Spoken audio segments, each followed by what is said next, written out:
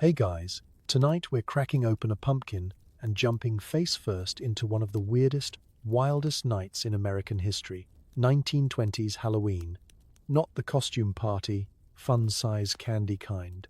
I mean the real, original Halloween, the one so rowdy, so sticky, so loud, and so confusingly violent that you'd wonder if you'd stumbled into a small-town riot or just an early rehearsal for the purge. Before you get too cozy, do me a favor. Hit like, subscribe, and maybe drop a comment letting me know what time it is for you.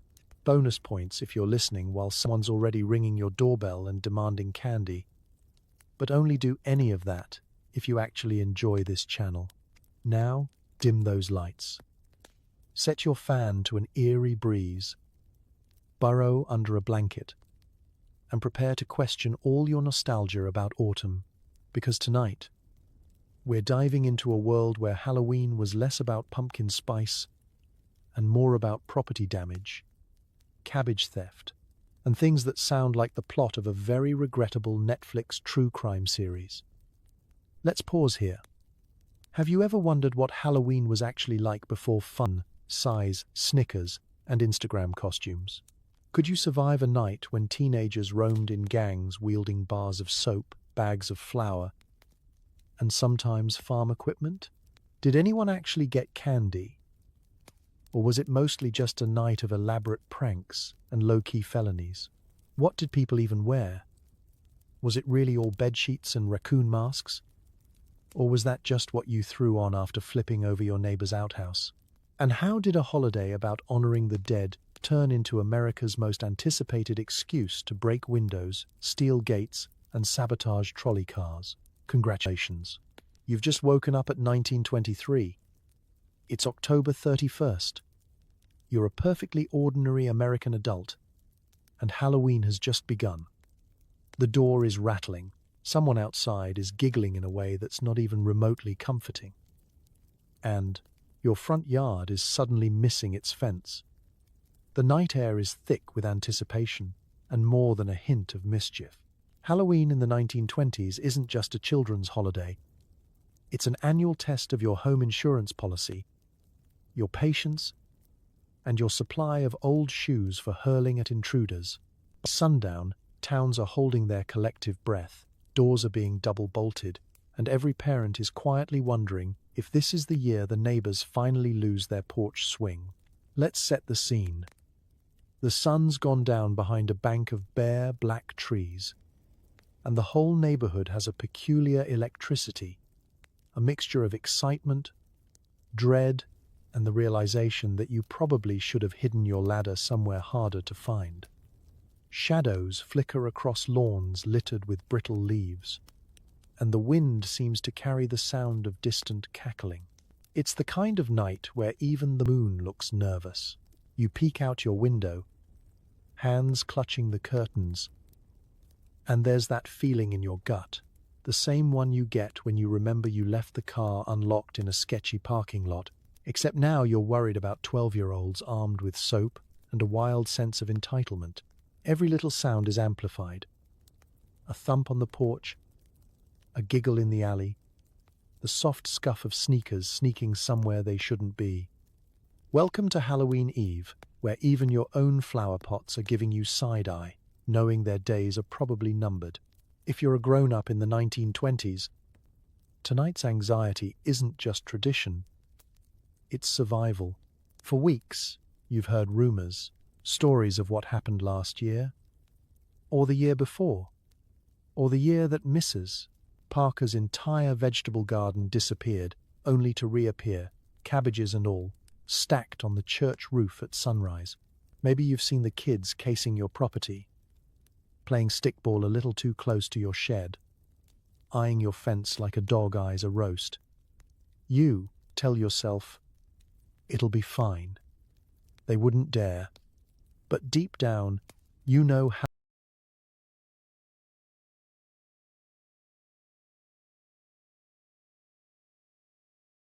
Halloween is the one night where dare is the entire point. Let's not forget, this isn't just a local phenomenon. From tiny farm towns in Iowa to city blocks in Philadelphia. October 31st is a nationwide event, and everyone's in on the secret. Tonight, the rules don't just bend, they snap like twigs under the weight of 100 pranksters. Even the local newspaper gets in on the fun, printing reminders to respect property with all the effectiveness of telling a raccoon to please not eat your garbage. You might try to outsmart the night. Maybe you pile firewood in front of the gate, tie down the chicken coop, or leave a suspiciously shiny apple on the porch as some sort of peace offering. You could even make the ultimate sacrifice, handing out real candy, the good kind, hoping it will buy you a little mercy. But you know, in your bones, that all you've really done is whet their appetite. No matter what, you're going to be a participant in the world's most low-stakes battle between order and chaos. It's not just the threat of property damage that hangs in the air. It's a sense of gleeful lawlessness. For one night a year, everyone knows who's in charge. And it isn't the adults. You might try to rally the neighborhood watch, but unless your watch consists of someone's dad with a flashlight and a Labrador named Buster, you're just outnumbered. Even the police, bless them, seem to approach Halloween with a healthy mix of resignation and plausible deniability. As the clock ticks past sunset, you swear the shadows start moving on their own. A row of pumpkins grins malevolently from every porch, each one daring the universe to do its worst. Somewhere, the town's resident troublemaker is giving a pep talk to a gang of accomplices, like a bootlegger planning a heist. We hit Mr. Jacobson's house at 8 sharp. If you see a goat, ignore it. If you see a cop, run. It's almost comforting, in a chaotic way, like watching a thunderstorm roll in and knowing there's nothing you can do except batten down the hatches and pray you don't lose a shingle. And then, just as the anticipation crests and you resign yourself to fate, there's a knock at the door. Not the polite, neighborly knock. This is the knock of someone who fully intends to either demand candy or redecorate your mailbox with a pumpkin. You take a deep breath, put on your bravest face, and open the door, stepping into the living, breathing absurdity of 1920s Halloween. The only thing you know for sure is this: when you wake up tomorrow, something on your property will definitely not be where you left it. It doesn't matter if you live in a bustling city or a one-horse town. On Halloween night in the 1920s, chaos is the great equalizer. There's a reason the phrase mayhem in the streets feels tailor-made for this holiday. Small towns, their neat picket fences, tidy sidewalks, and suspiciously well-fed squirrels aren't safe from the annual autumn apocalypse. In fact, they might have it worse. In a city, a little mischief gets lost in the crowd.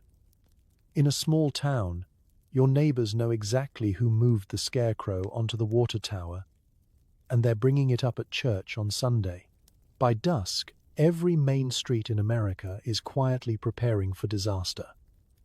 The general store locks up early. The local sheriff suddenly has urgent business out by the Johnson farm and may or may not return before sunrise.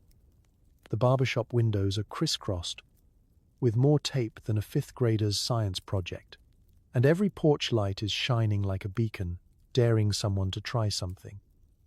If you listen closely, you can practically hear the collective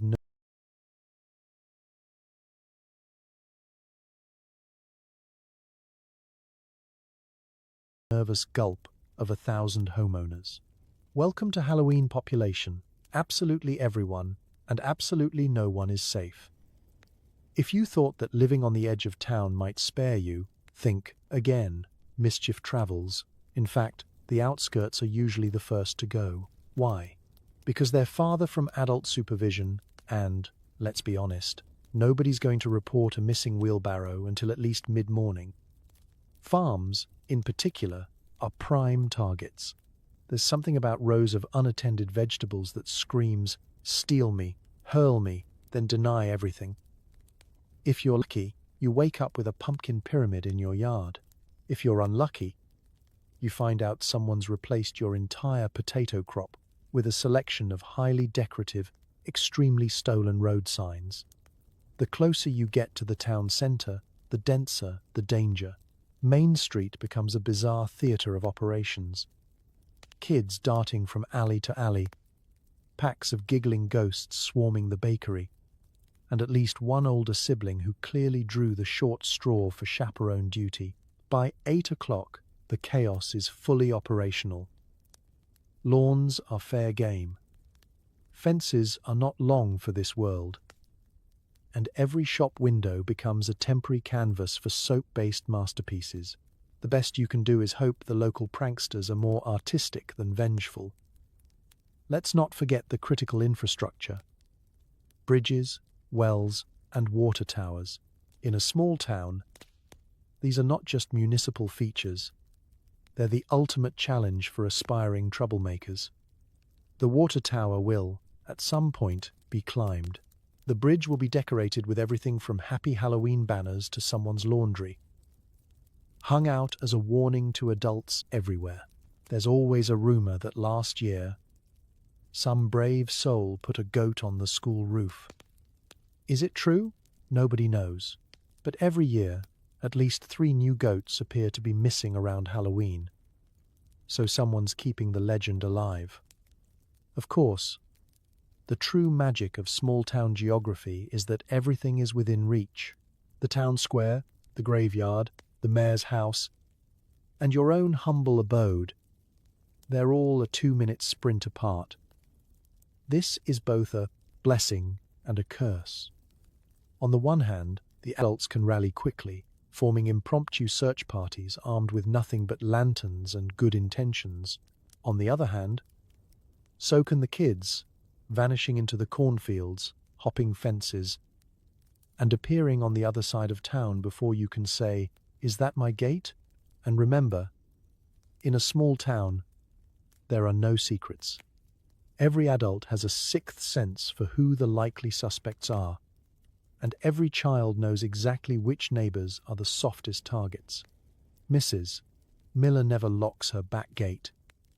Old Man Harris keeps forgetting where he parks his wagon. The town's geography is a map of opportunity, and Halloween is the night when every shortcut, every alley, and every slightly crooked street sign becomes a tool for glorious, barely contained mischief.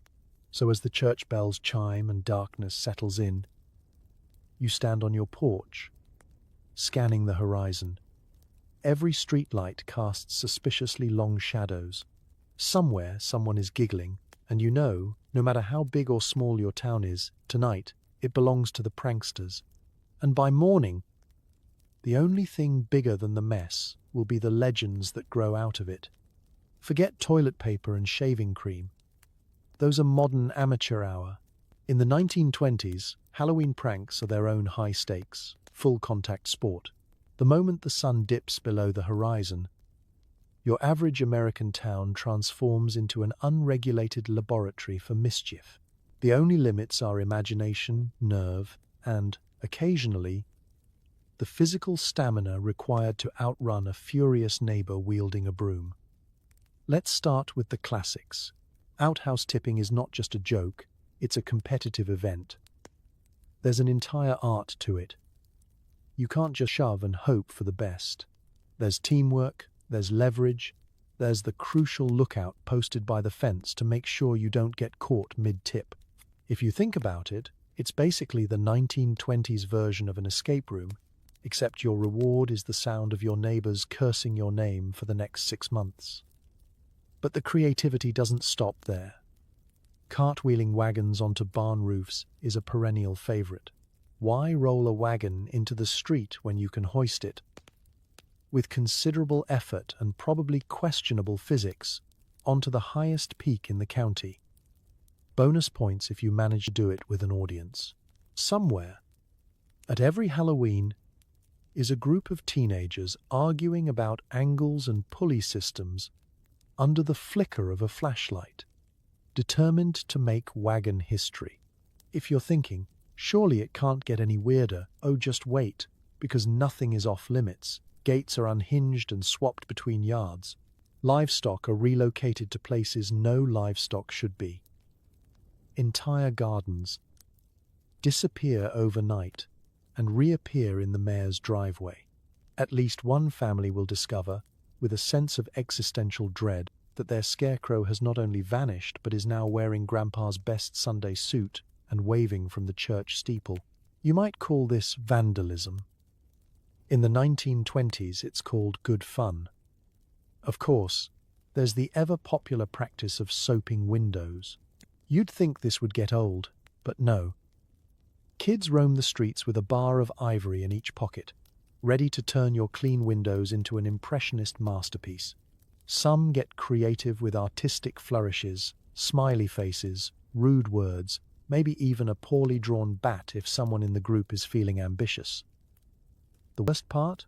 Waking up on November 1st and realizing the message on your storefront window is only half washed away, a ghostly reminder of your defeat. And then there's flour. Never underestimate the power of a bag of flour in the wrong hands.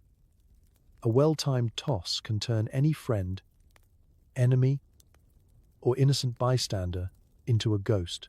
For extra points, combine it with a well-placed egg, and you've created a sticky, indelible memory no amount of soap can erase. Eggs, flour, soap, these are the essential tools in the 1920s Halloween toolkit. Every group has them, and every adult knows, deep down, that these are the only reliable currency on a night ruled by chaos. Some pranks, though, are more elaborate. The legendary knock and run is given new life, with the addition of string, bells, and sometimes even a friendly but uncooperative cat. It's not just about causing a nuisance. It's about performance art. Pranks are rehearsed, timed, and executed with the sort of precision that would impress a military strategist. If you get away without being recognized, you're not just lucky, you're officially a local legend. And let's not ignore the element of rivalry. Halloween pranking is the original neighborhood arms race.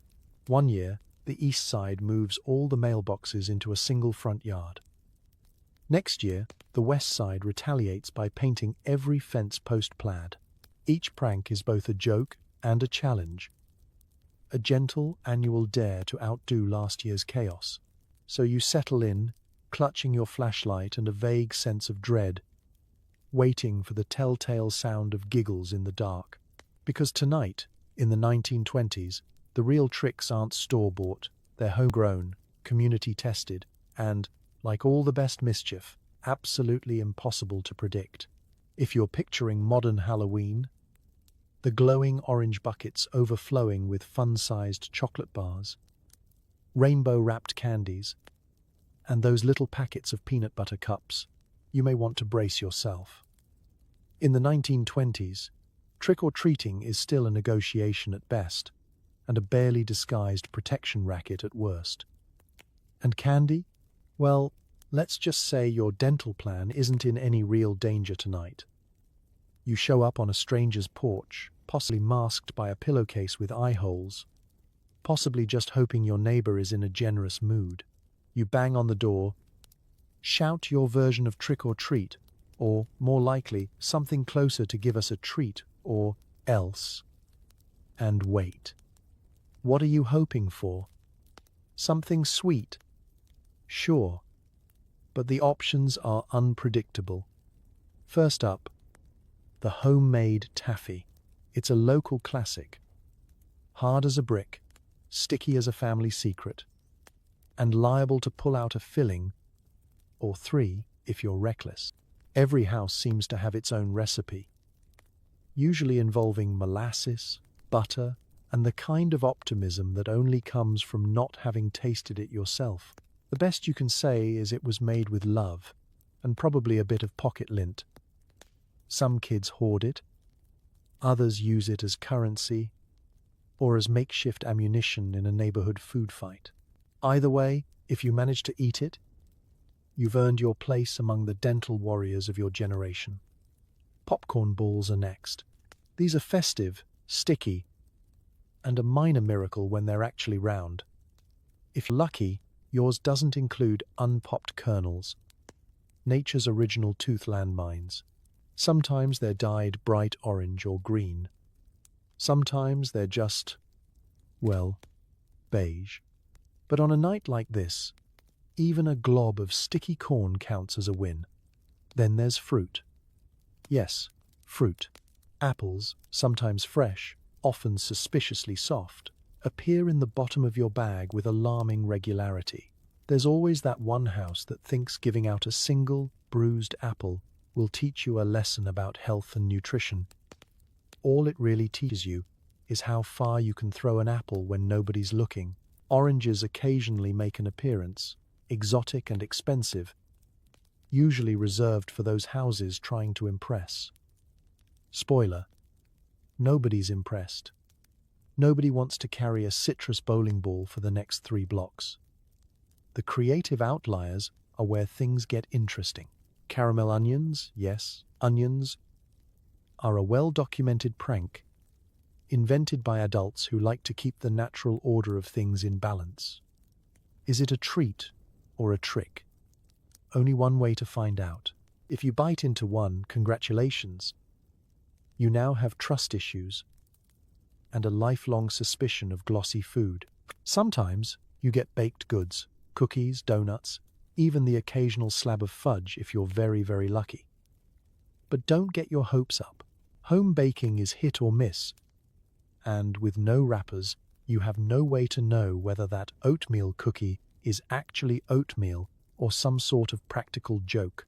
Food safety is a distant dream, and the 5-second rule is more of a life philosophy. On rare occasions, someone hands out a candy bar, a real, actual, store-bought chocolate bar. In the 1920s, this is the holy grail. Forget king size. Just a tiny square of milk chocolate feels like winning the lottery. Kids remember which house it came from for the rest of their lives. Some families build reputations on this. Oh, the Millers? Go there first. They hand out the good stuff. If you get one, you eat it immediately, before anyone bigger or faster tries to trade you out of it. And sometimes the treat is more of a trick. A lump of coal, a potato, or, if you really annoyed someone, a handwritten note to go home and behave.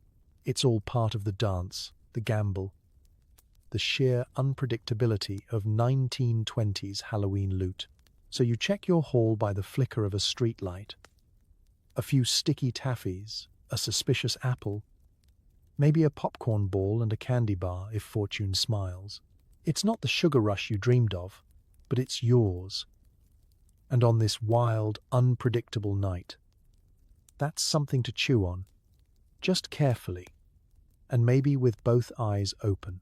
Before the era of polyester superheroes, store-bought witch wigs, and Amazon Prime costume emergencies, there was the 1920s Halloween costume, a haphazard collection of whatever you could scrounge from the attic, the basement, or your long-suffering grandmother's trunk of mothballed regrets. If you're waiting for a glamorous masquerade, adjust your expectations. Tonight, style is measured by how well you can see out of your mask, how little you itch, and whether your costume survives its first encounter with a picket fence. Let's start at the roots. Your main ingredient is fabric. Any kind, any color, any origin. Flour sacks are a favorite, not just for their durability, but because you can claim the giant Miller's Best label across your chest is part of the character. Last year's sheets are another staple, because nothing says spirit of the dead like a lumpy ghost with faint traces of last month's gravy stain. In the Jazz Age, a white bedsheet with eye holes is basically haute couture. Masks are a special challenge. Store-bought ones exist, but they're rare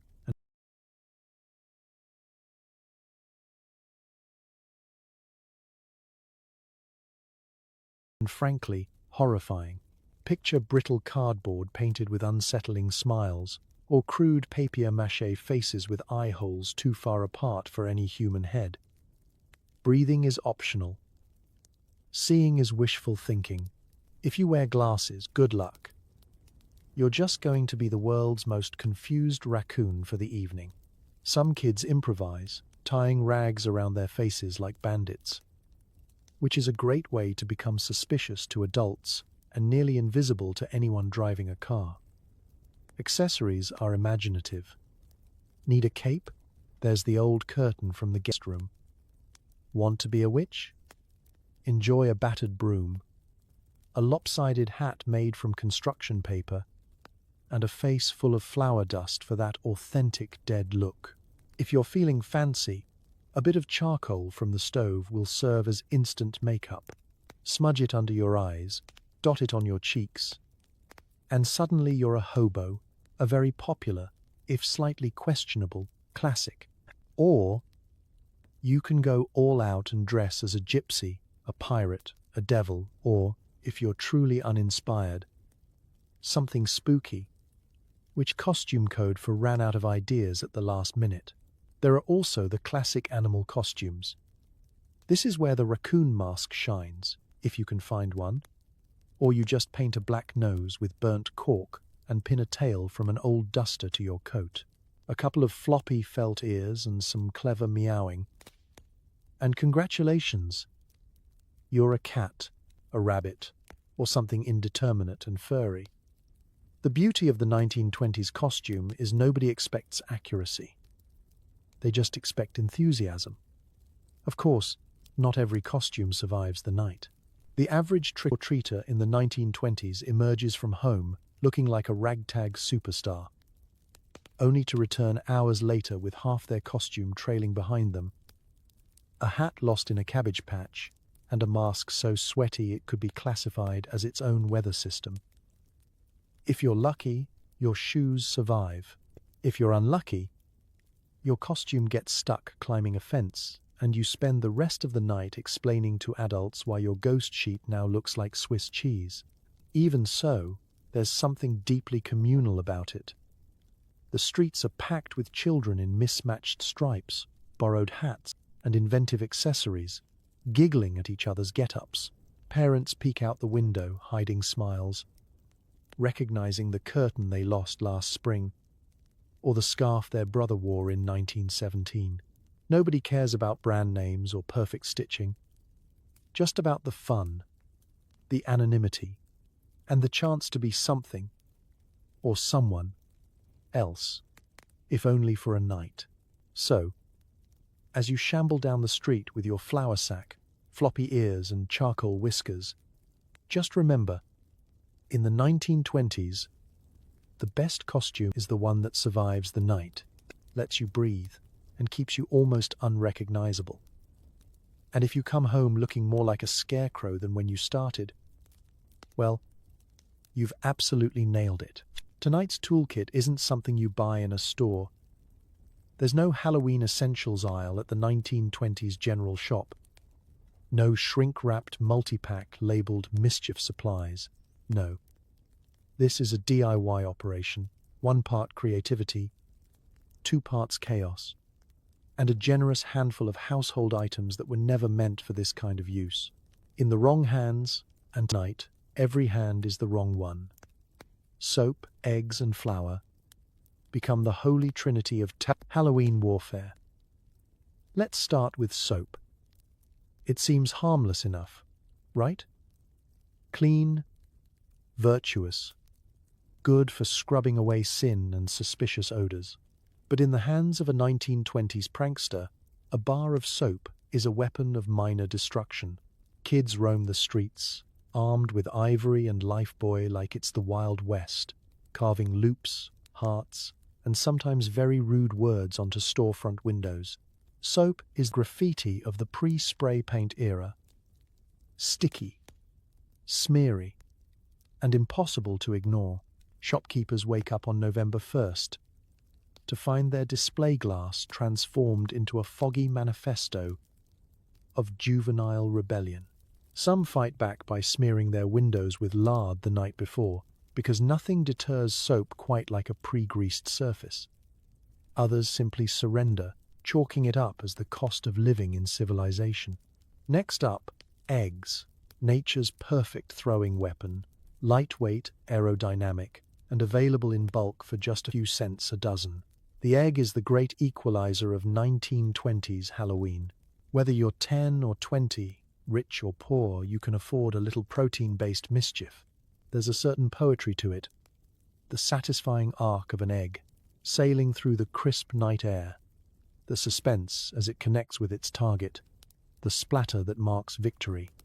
Of course, eggs also carry risk. Misjudge your throw, and you're the one explaining to your mother why you smell like breakfast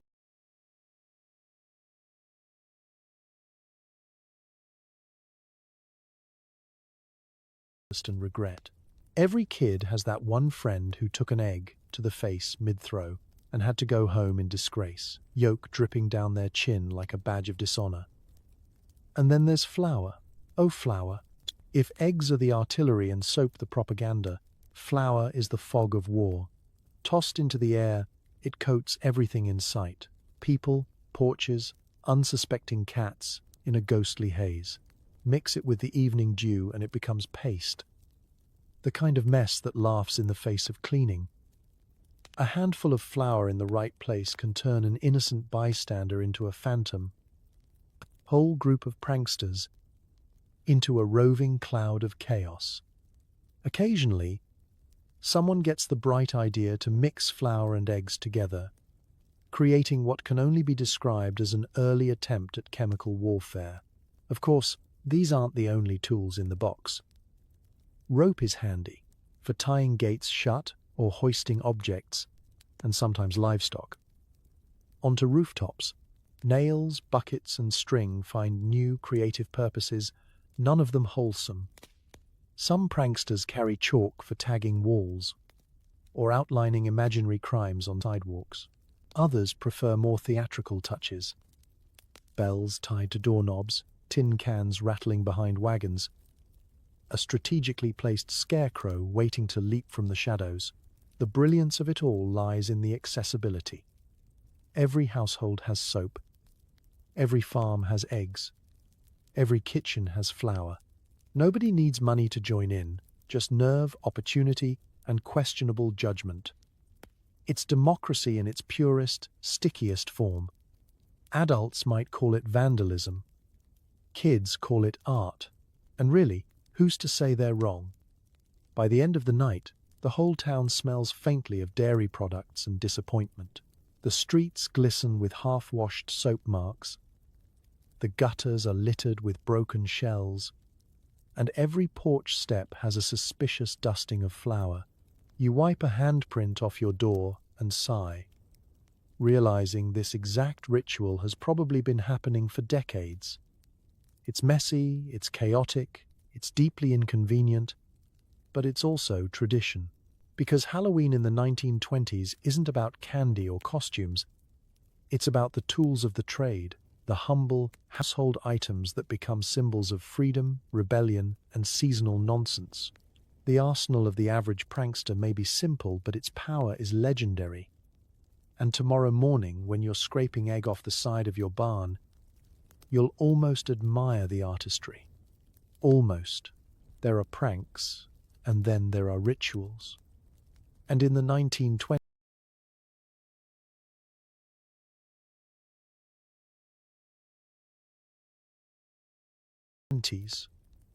Halloween isn't Halloween until someone's outhouse is face down in a ditch.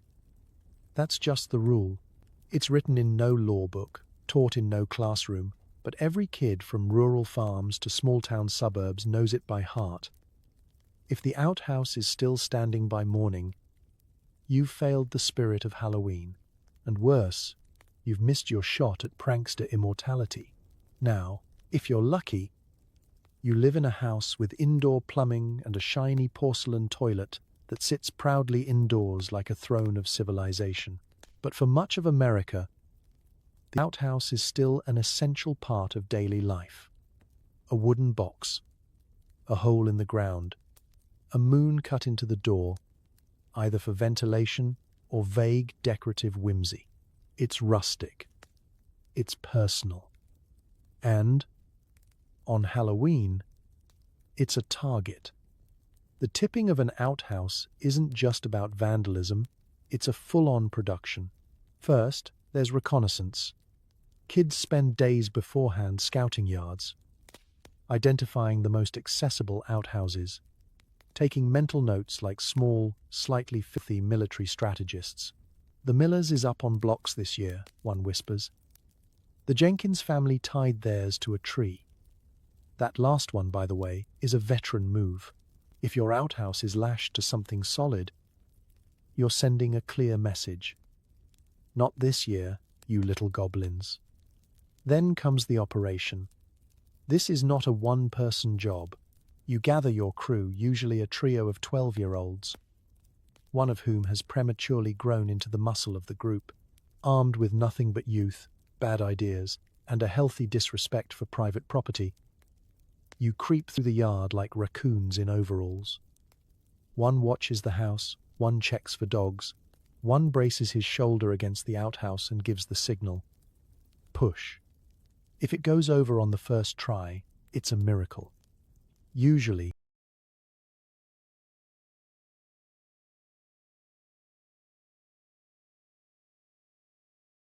it creaks, groans, and resists like a stubborn barn door. Sometimes it only tips part way and then sticks there, balanced at a 45-degree angle like a tragic metaphor. But when it works, when it finally topples, with a glorious crash of wood, leaves, and indignity, it's better than any candy haul. You sprint away into the night, breathless with laughter, hearts pounding, knowing full well you've just made someone's morning significantly worse. Now, you may be wondering, what if someone's inside? Excellent question.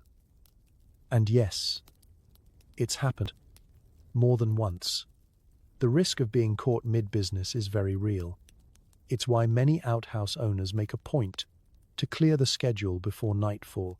Still, there are stories, legends really, of unsuspecting adults who emerged from their tipped toilets yelling curses that turned the air blue and sent pranksters fleeing for their lives.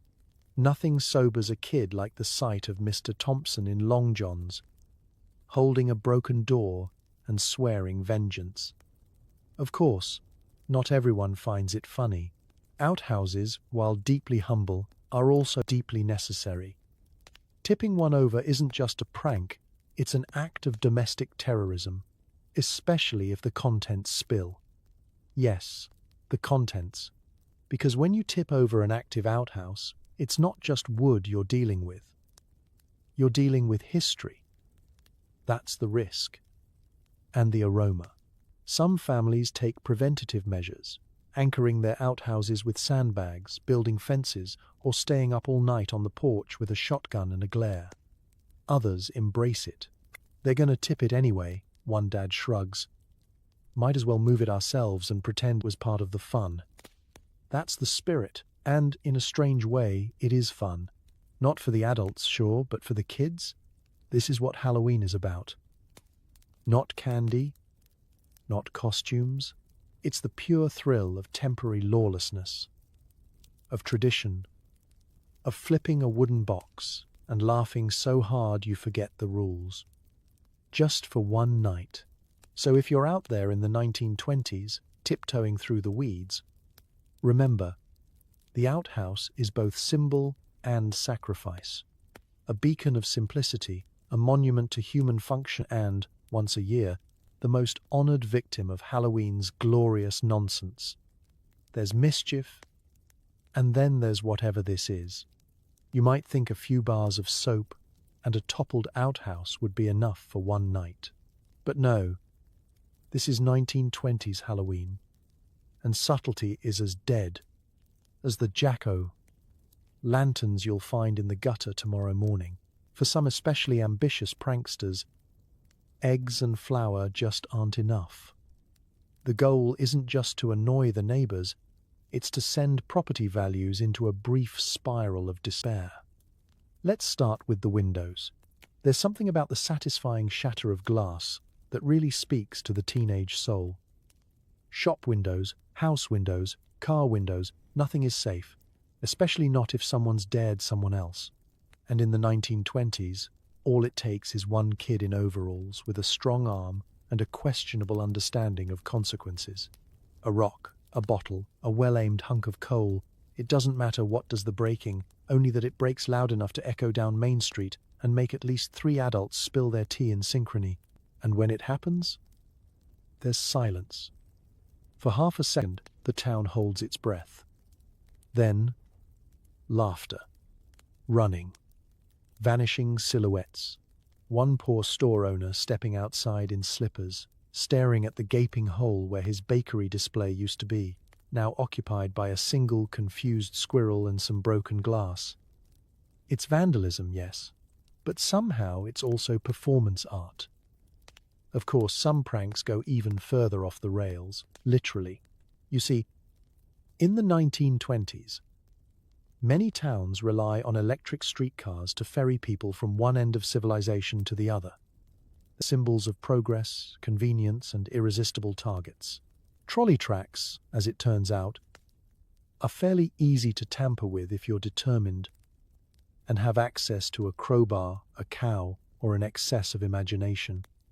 Switches get flipped, brakes get jammed. There are stories, half myth, half police, report, of trolleys derailed by strategically placed logs or a surprise stack of pumpkins. In one case, an entire cart of hay was somehow lashed to the front of a streetcar like a festive battering ram. It made it 5 feet before chaos ensued. Nobody was hurt, except the dignity of public transit. It's all fun and games until someone almost reroutes the 8:15 trolley into the general store, and that's when the adults really start sweating. Because now we've crossed from boys being boys to federal offense, maybe? No one quite knows where the line is. But if it involves municipal infrastructure, it's probably been crossed. But here's the thing. Most of the time, these incidents don't end in arrests. The police are spread thin, the culprits are fast, and frankly, nobody wants to be the officer who books a 14-year-old in a Dracula cape for attempted train sabotage. Besides, even the authorities remember being that kid once, the thrill of pushing the limit, the exhilaration of getting away with something big. That's the problem with Halloween. It doesn't just invite mischief, it dares it. And it's not just about destruction, it's about legacy. The best pranks become legend. People talk about the night the trolley hit the haystack for years. You're no longer just Billy from down the road. You're Billy, the kid who flipped the switch and redirected public transit. You'll be a hometown myth by the time you graduate. So, while most kids stick to knocking over trash cans or painting faces on pumpkins, a select few dream bigger. They look at a streetcar and see possibility. They look at a storefront window and see an invitation. By morning, the damage is done. Glass litters the sidewalks. The trolley is parked at an angle no one can explain. And somewhere, a group of kids is still giggling about the prank of the century, even as they pretend to be shocked alongside everyone else. Because Halloween in the 1920s doesn't just flirt with chaos. It winks, hands it a crowbar, and dares it to try something stupid. And it always does. 1 or 2 pranksters is manageable. 50 is an uprising. Once the sun goes down, the streets are thick with packs of unsupervised youths, their collective IQ dropping with every pumpkin smashed. Nobody knows who's really in charge, but everyone knows it's not the adults. It starts innocently enough. 2 kids soap a window. Another kid ties a chicken to the barber's chair. Classic, contained chaos. But then, someone lights a bonfire in the middle of Main Street. Someone else shows up with 6 friends and a ladder. Someone whispers, "Let's move the principal's car onto the courthouse steps." And suddenly, Halloween isn't a night of pranks. It's an unlicensed festival of entropy. The mob mentality takes hold fast. There's no schedule, no central plan. But somehow, everyone seems to know we're doing something, and it involves flour, rope, and at least one structural hazard. These kids aren't evil.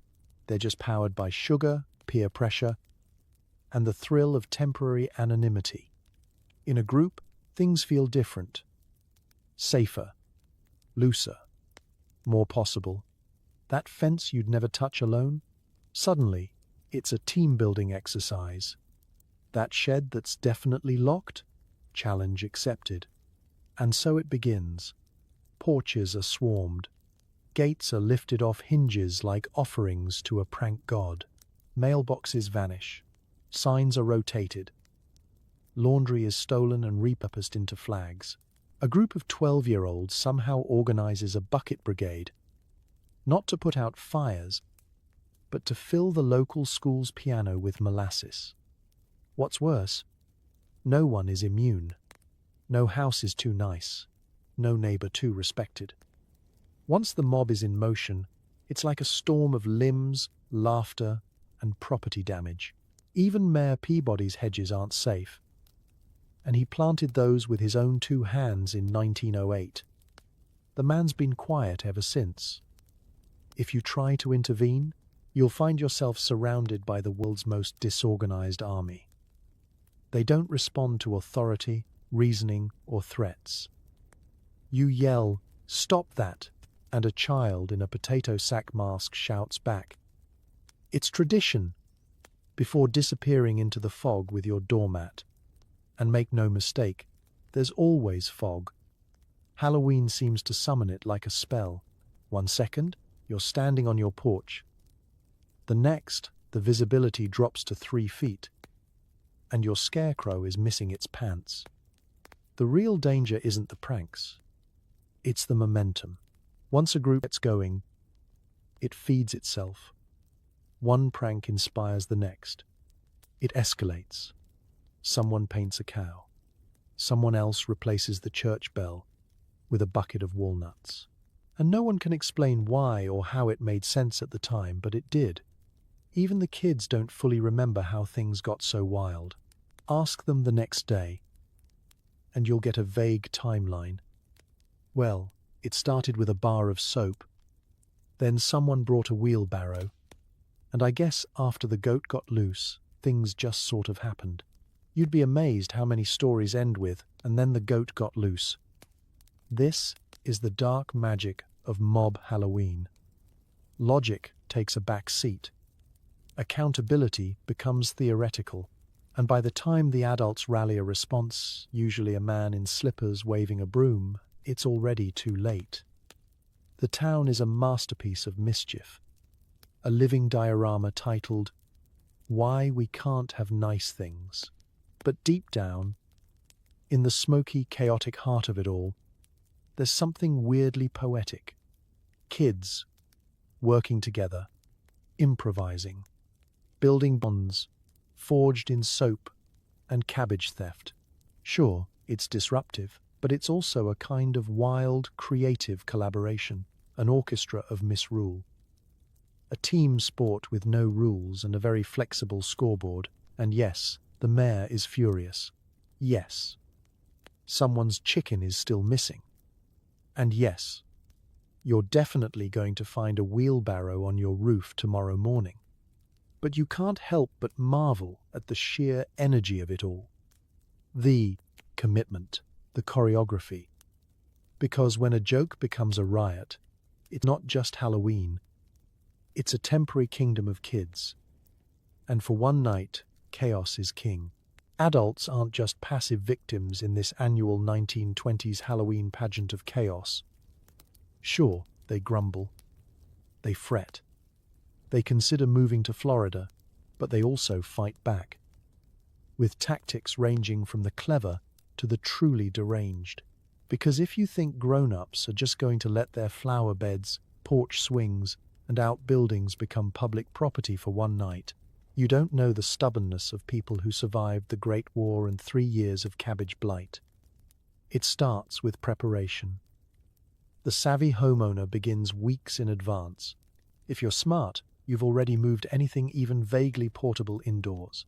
You've double-locked the shed, chained the gate, hidden the garden gnome in the root cellar, and left a threatening note on the mailbox. Warning, this mailbox bites. Some adults put up extra boards. Some sprinkle sand in strategic places so they can track footprints like amateur detectives. If you're extra ambitious, you may even set up a perimeter of loud, rusty tools, a sort of DIY burglar alarm, heavy on tetanus. But the true heroes are the ones who innovate. Mrs. Dobson down the lane, for instance, who fills her flower pots with rocks and cements her fence posts in quick dry. Or Mr. Green, who's been rumoured to booby-trap his woodpile with mousetraps and chicken wire. Neighbourhood legends tell of one clever soul who coated their porch steps in soft soap, not to stop pranksters, but to guarantee a quick, humiliating retreat. It's not pretty, but neither is cleaning flour paste off your window at 6 a.m. Then come the decoy traps. These are the grown-up equivalent of reverse psychology.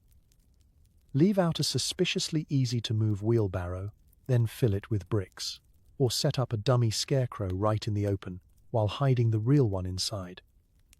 There's a particular joy in outsmarting the pranksters, a sense of generational pride. If you hear a loud crash followed by a chorus of, "Ow, my foot," you know you've struck a blow for adult kind. Of course, some households opt for the classic bribe. Treats left on the porch with a friendly note, as if negotiating with adorable mud-caked bandits. Please enjoy these popcorn balls. Just leave our fence alone. It's less defense, more appeasement. Sometimes it works. Other times, it's just a sign to the kids. This house is out of popcorn and out of options. Attack at will. Let's not forget active surveillance. There's always a neighborhood dad, mustache bristling, flashlight in hand, patrolling the yard like a sentry at a military outpost. He takes his post seriously. He's prepared to scare off troublemakers, recite war stories, or just stand silently until someone trips and runs home in terror. Some parents take shifts, sipping coffee, whispering updates, West Side clear weight, was that the goat? And placing bets on which mailbox will disappear first. Water is a classic weapon. A well-timed bucket from an upstairs window, or the sudden hiss of the garden hose, can scatter a group of pranksters faster than you can say wet socks. Some adults stash water balloons by the front door, just in case things escalate. A direct hit earns respect, and possibly a future egging, but that's next year's problem. Still, the greatest defense is reputation. The house that's best protected, year after year, is the one everyone's just a little afraid of. Maybe it's the rumor that Mrs. Evans once chased a prankster clear into the next county. Maybe it's the legend of the dad who actually did catch a kid and made him repaint the picket fence. Some houses are simply declared not worth it and left untouched, their gardens blooming in peace while chaos reigns next door. In the end, grown-ups know they can't stop all the mischief, but for one night they turn their homes into fortresses and their nerves into steel. Tomorrow, the garden might be a disaster, the wagon missing, and the scarecrow suspiciously damp. But tonight, they're holding the line, armed with cleverness, coffee, and the faint hope that this year, maybe, just maybe, the kids will move on to the mayor's house instead. In the wild world of 1920s Halloween, not everyone participated equally in the annual festival of chaos. If you look out your window on Halloween night, past the flickering jack-o'-lanterns and soap-streaked fences, you'll see a demographic trend that is both obvious and, frankly, exhausting. Most of the destruction, most of the plotting, most of the outright daredevil stupidity is committed by boys. This isn't to say girls are entirely innocent. They're present, sometimes right in the thick of things. But the phrase, "boys will be boys," exists for a reason. And in the 1920s, it's a polite way of saying, Someone's about to tip an outhouse, and it's probably not Sally. Let's set the scene. Packs of boys, fueled by sugar, peer pressure, and the kind of energy only childhood and an utter lack of homework can provide. They're wearing hastily thrown together costumes, hobos, devils, pirates, ghosts with more holes than fabric. They're armed with sacks of flour, pockets full of eggs, and the kind of wild plans that would make a cat burglar blush. They're everywhere, scrambling up fences, darting down alleys, dragging a wheelbarrow filled with suspiciously borrowed lawn furniture. Their laughter echoes across yards. Their footprints are tracked through every garden and mud puddle. In groups, they become braver and dumber than they'd ever dare to be alone. The legend of the mob mentality is alive and well, and at its core are a dozen boys who would never admit they're just a little bit scared of the dark. But don't think for a second that girls are only watching from the sidelines. They're in the mix, too, just usually with a different approach. Some are accomplices, some are spies, and some are quietly orchestrating the most creative pranks from the shadows. If a garden gate is missing and replaced by a chicken coop sign, odds are it was a girl who thought up the idea and a boy who executed it with all the subtlety of a brass band in a library. Girls are also the masters of disguise. While boys stick to the same ghost and devil routine, girls show up as witches, cats, historical figures, or the occasional turnip, don't ask. They swap costumes, change masks, and blend into the crowd, making them nearly impossible to catch in the act. If you see a perfectly clean ghost gliding down Main Street, chances are it's a girl on her way to gather intel.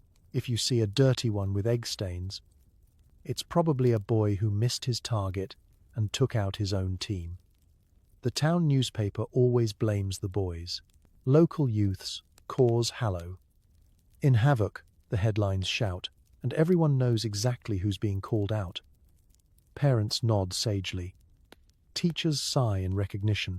Even the local constable, who spends most of his night chasing shadows and collecting half-eaten apples, shakes his head and mutters, "Boys will be boys." The phrase becomes an excuse, a lament, and a warning all at once. Of course, these gender lines aren't set in stone.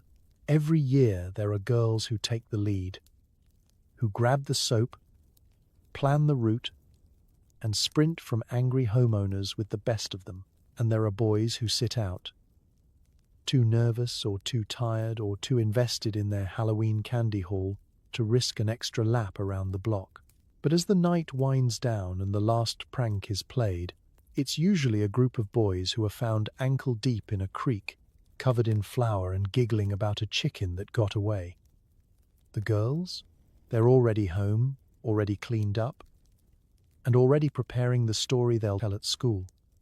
How they watched, how they warned, how they absolutely didn't help move the mayor's fence behind the bakery. Because in the end, Halloween mischief may have a gender gap, but the stories belong to everyone.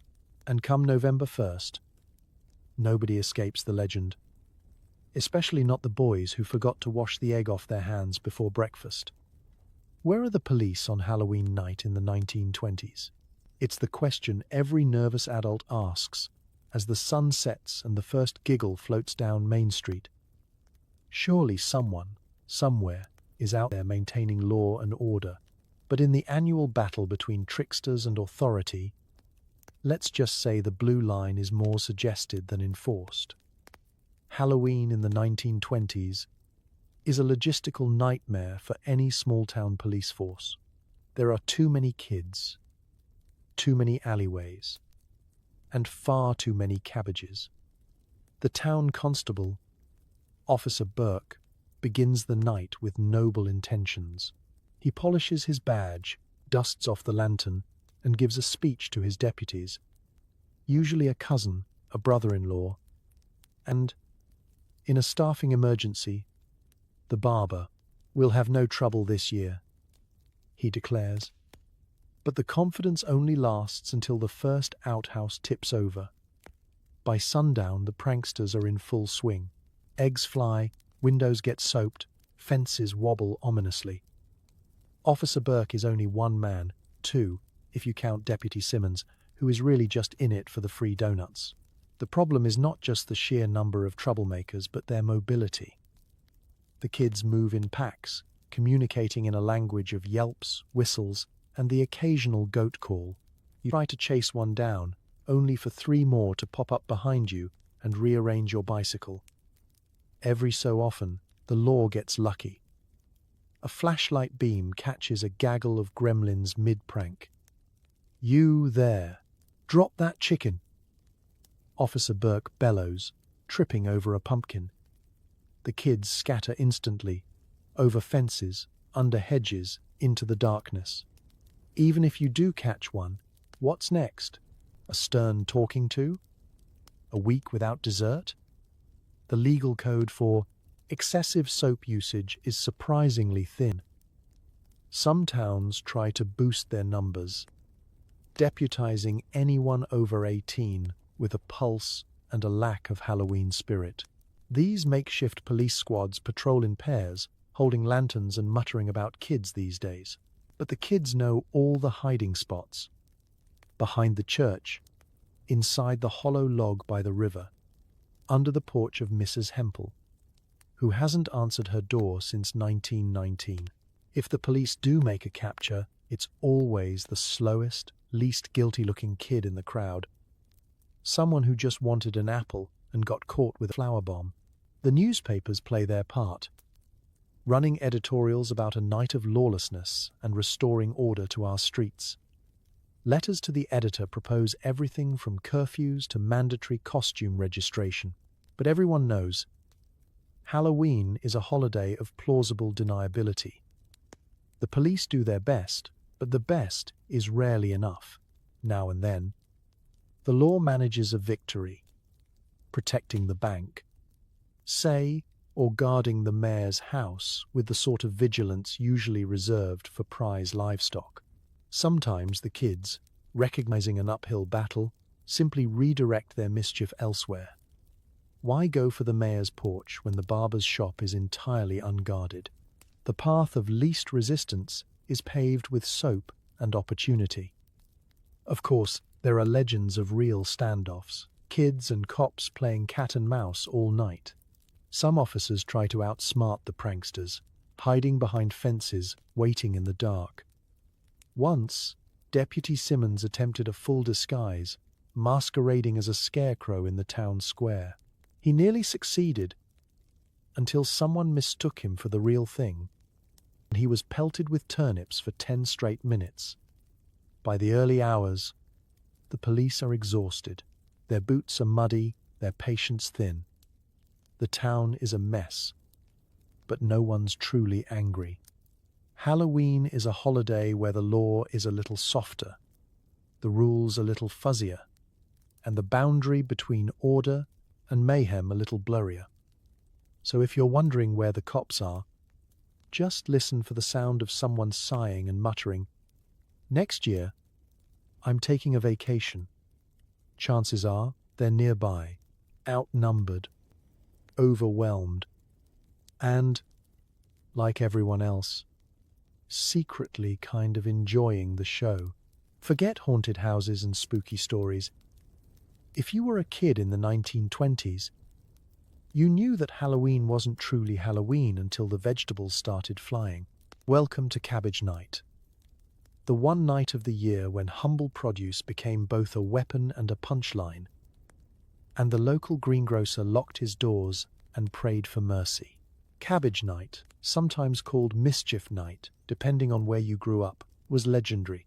Not every town observed it, but in those that did, it was sacred, silly, and a little bit terrifying. The tradition? Gather every slightly wilted, questionably edible vegetable you could find and turn it loose upon the world. Cabbages, turnips, rutabagas, and the occasional desperate potato. Nothing was safe from a child with a grudge and a strong throwing arm. It usually started with reconnaissance. Early in the day, kids scouted the best vegetable patches, Who left their garden gate open? Whose compost pile was ripe for the picking? If you were clever, you'd borrow a cabbage from your own kitchen and blame it on your little brother. If you were especially bold, you'd sneak into old Mrs. Cranston's yard, which was risky. She had a reputation for wielding a broom like a medieval knight. By sundown, the arsenal was assembled. Sacks brimming with produce, carts creaking under the weight of rejected root vegetables. You'd meet up with your friends, everyone comparing their haul like pirates, divvying up treasure. I got 3 cabbages and a carrot. I've got a turnip the size of my head. My dad says if I come home with another beet, I'm sleeping in the barn. Then war broke loose. At first, it was about targeting houses. A cabbage launched. At the neighbor's door, a rutabaga lobbed onto a porch roof. But soon enough, the real fun began. Kid versus kid, team versus team, a free for all of airborne vegetables. Lawns became battlegrounds, the air thick with the thuds and splats of vegetables meeting their destiny. There was an art to the perfect cabbage toss. Too soft, and it bounced off the door with a sad thud. Too hard, and you risked breaking a window and your mother's patience. The best cabbage was slightly wilted, pliable enough to fly, mushy enough not to cause permanent damage, but still retaining just enough structural integrity to make a mess. Cabbage night had rules, of course. Unwritten, but understood. Never aim for people's heads. Never attack the houses of those who handed out good candy. And, most importantly, if Mrs. Cranston catches you, run for your life. Adults put up with it, mostly. Some hid their vegetables, some tried to reason with the mob. Why not a nice apple-bobbing contest instead? And some simply accepted their fate, laying out their least favorite produce as sacrificial offerings. It was chaos, but it was expected. A strange tradition that brought everyone together in a way that only a shared mess can. But not every vegetable made it home. By midnight, the streets were littered with shattered cabbage leaves and squashed squash. The bravest souls staged last-stand battles at the edge of town, hurling the final turnip as a triumphant salute to Halloween gone wild. And of course, in the morning, the evidence was everywhere. Lawns studded with lettuce, fence posts impaled with carrots, pumpkins somehow untouched, because everyone knew those were for carving, cabbages were for carnage. In the years that followed, some towns tried to ban cabbage night. They cited property damage, food waste, and the trauma inflicted on innocent root vegetables.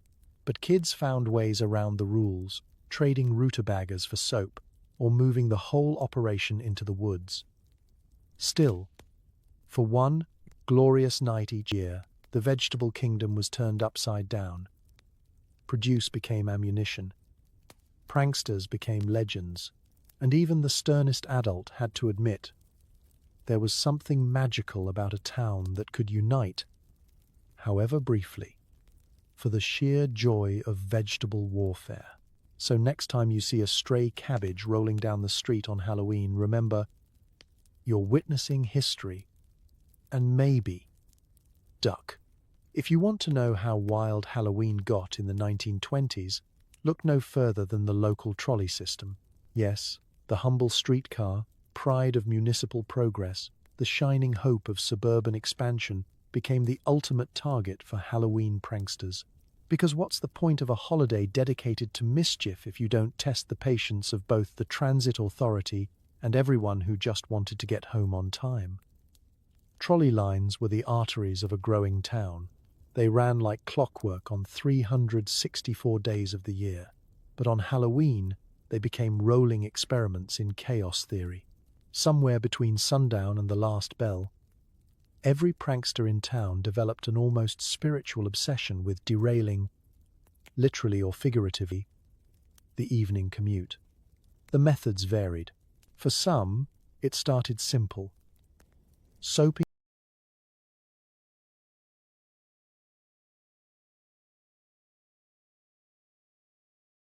the rails so the wheels spun in place with a cartoonish whirring, the operator looking baffled as the trolley tried to leave the station and simply didn't.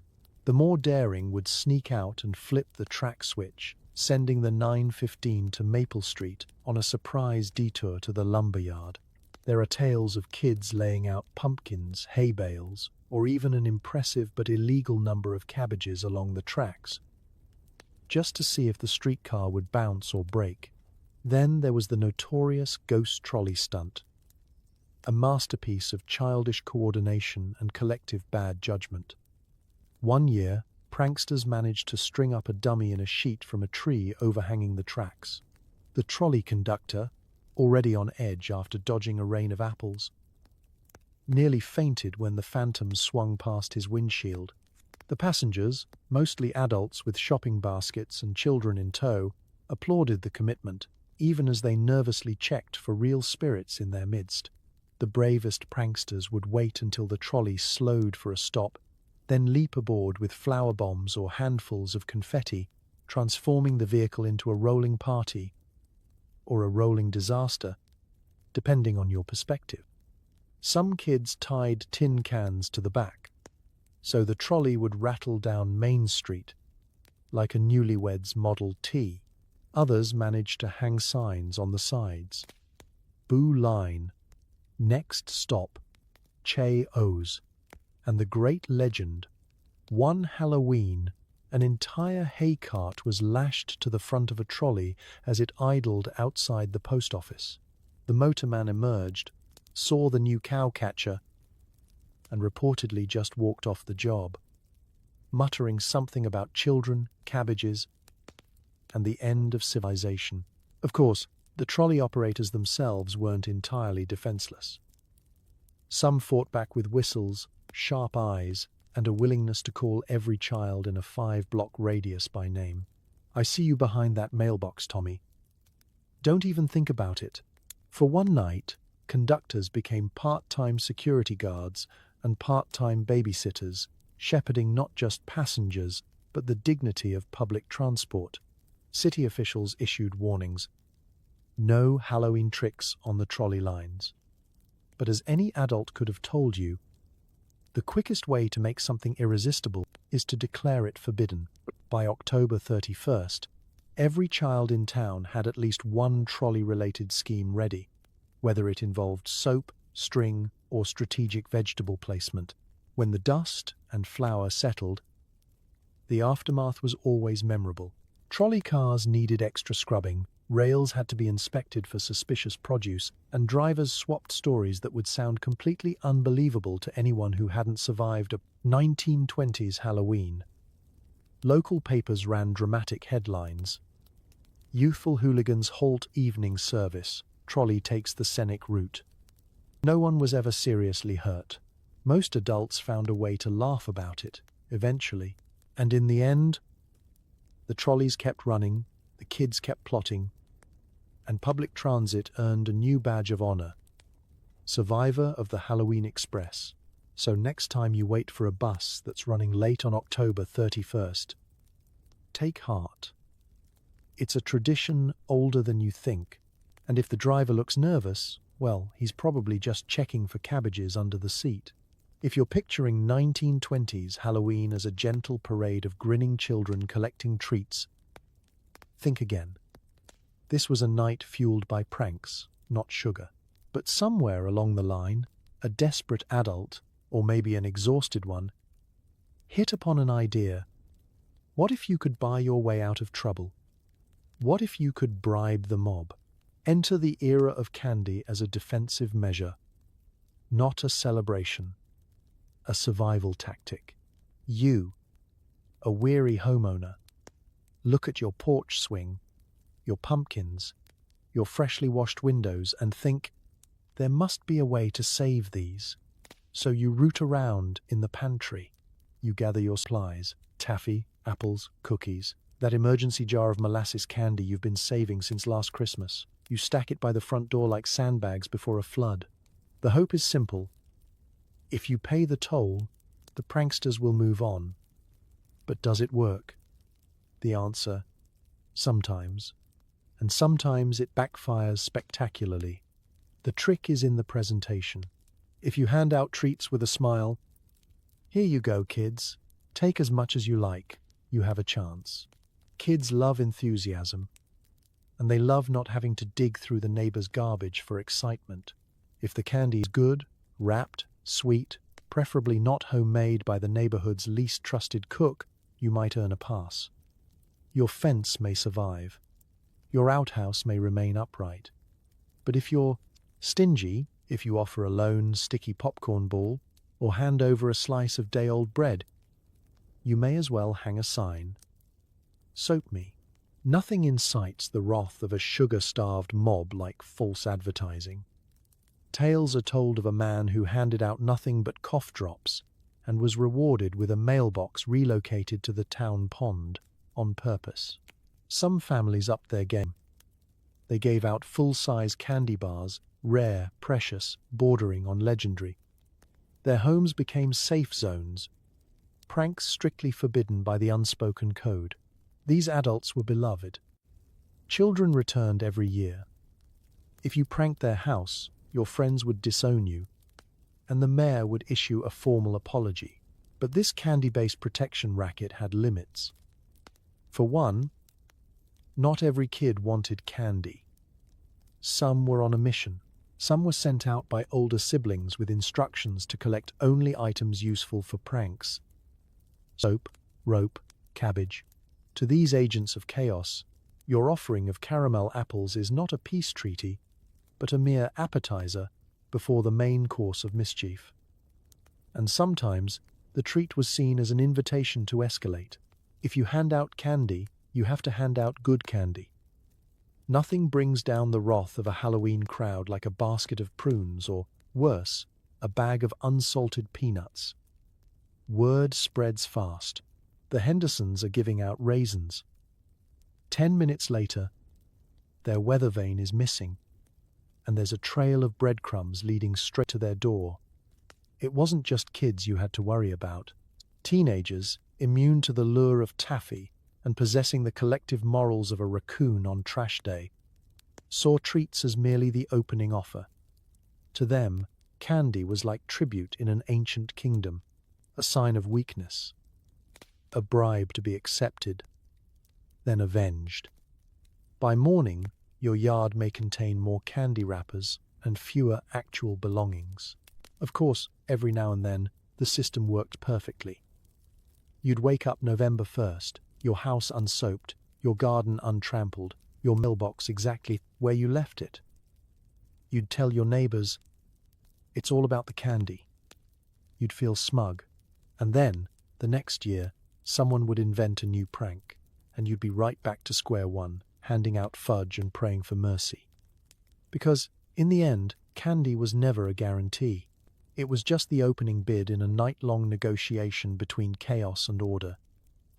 And some years, the trick really was on you. Every town has its stories. Haunted houses, vengeful ghosts, and the infamous boy who vanished on Halloween. Most of it's nonsense. But that doesn't stop parents from reciting every warning like it's gospel. Urban legends are as common as broken windows. It starts every October, when the air gets crisp and the nights stretch just a little longer. Suddenly, every abandoned farmhouse is a hotbed of supernatural activity. That creaking barn on the edge of town? Haunted by a headless farmer, obviously. The ancient willow by the river, nobody sits under it after dark. Because, according to 3 different aunts and at least one very convincing neighbor, it's where the witch of Maple Lane was last seen, cackling at the moon and turning pumpkins into cats. You don't question it, you just avoid the tree. The stories have a pattern. They're designed to keep you out of trouble, or at least indoors after sundown. Your mother warns you not to go past the cemetery, unless you want to see the grey woman drifting between the tombstones. Your father claims he once heard the cries of a lost miner echoing from the old quarry, and that's why you never, ever throw rocks down there. You believe half of it, because adults say it with such conviction. Besides, on Halloween, even the most skeptical kid can be spooked by their own shadow. But it's not just children who buy in. Adults trade horror stories like recipes. At the hardware store, a clerk recounts the tale of the two-headed raccoon seen near the mill pond. A barber warns of the haunted lantern that appears at midnight and leads lost souls astray. The schoolteacher, with a straight face, says the bell tower is home to a ghost who only appears when someone tries to prank the principal. No one ever questions why. In all these stories, the ghost is always in the right place at the right time. That's the beauty of urban legends. They're flexible, ever-changing, and immune to fact-checking. The greatest urban legends are reserved for Halloween night itself. That's when you hear the warnings. Don't stray from your group. Don't eat unwrapped candy. Don't follow a stranger. Don't answer if someone whispers your name from behind a hedge. Some towns have the classic boy who vanished story. A prankster who tried one trick too many and was never seen again. Maybe he became a ghost. Maybe he moved to Ohio. Either way, he's a cautionary tale in every parent's arsenal. As much as these legends are designed to scare, they're also a form of communal bonding. You gather with your friends on the curb, daring each other to peek in the window of the haunted house or walk past the cemetery gate after midnight. Your bravery is measured by how close you get before you chicken out, not by whether you see anything. And even if you laugh it off, you keep glancing over your shoulder all the way home. Sometimes the hysteria tips into comedy. Parents go overboard, triple-checking locks, hiding flashlights, refusing to let anyone outside until they've been blessed with a clove of garlic and a button sewn into their coat for luck. The next morning, nothing supernatural has happened, but the grown-ups still swap stories over coffee, convinced they sensed something last night. Urban legends don't need proof. They just need to be told, again and again. And, like all good stories, they get bigger every year. The haunted house grows another room. The ghost gets a new name. The vanished boy leaves behind a single muddy shoe or a note carved into a pumpkin. Kids retell the tales, adding their own flourishes. My cousin's friend saw the grey woman and she winked at him. So you grow up with a healthy dose of skepticism and a secret thrill, because deep down, you know most of it's nonsense. But on Halloween, with the wind rattling the windows and your heart pounding in your chest, you remember every warning, and you run home just a little bit faster, just in case. By November, local newspapers are in full panic mode. Youth Gone Wild, The Night of 1,000 Smashed Pumpkins, and Is Your Child a Hooligan are just some of the classics. If there's a moral panic to be had, Halloween is its time to shine. For a few precious weeks, every fall, the humble hometown newspaper transforms into a tabloid. Serious editorials are set aside to make room for grainy photos of overturned outhouses and blurry images of children in pillowcase masks fleeing the scene. There are breathless front-page exposes. Town descends into anarchy, nestled between recipes for apple pie and reminders about the Grange potluck. Each article follows the same pattern. First, the headline blames lawless youth. Next, a well-meaning but clearly overwhelmed adult is quoted as saying, "In my day, Halloween meant bobbing for apples, not tipping the general store's wagon onto the courthouse steps." The reporter then describes a handful of pranks with the kind of grave seriousness usually reserved for municipal fraud or rabid raccoons. Witnesses report at least 3 dozen eggs were launched at the new school windows.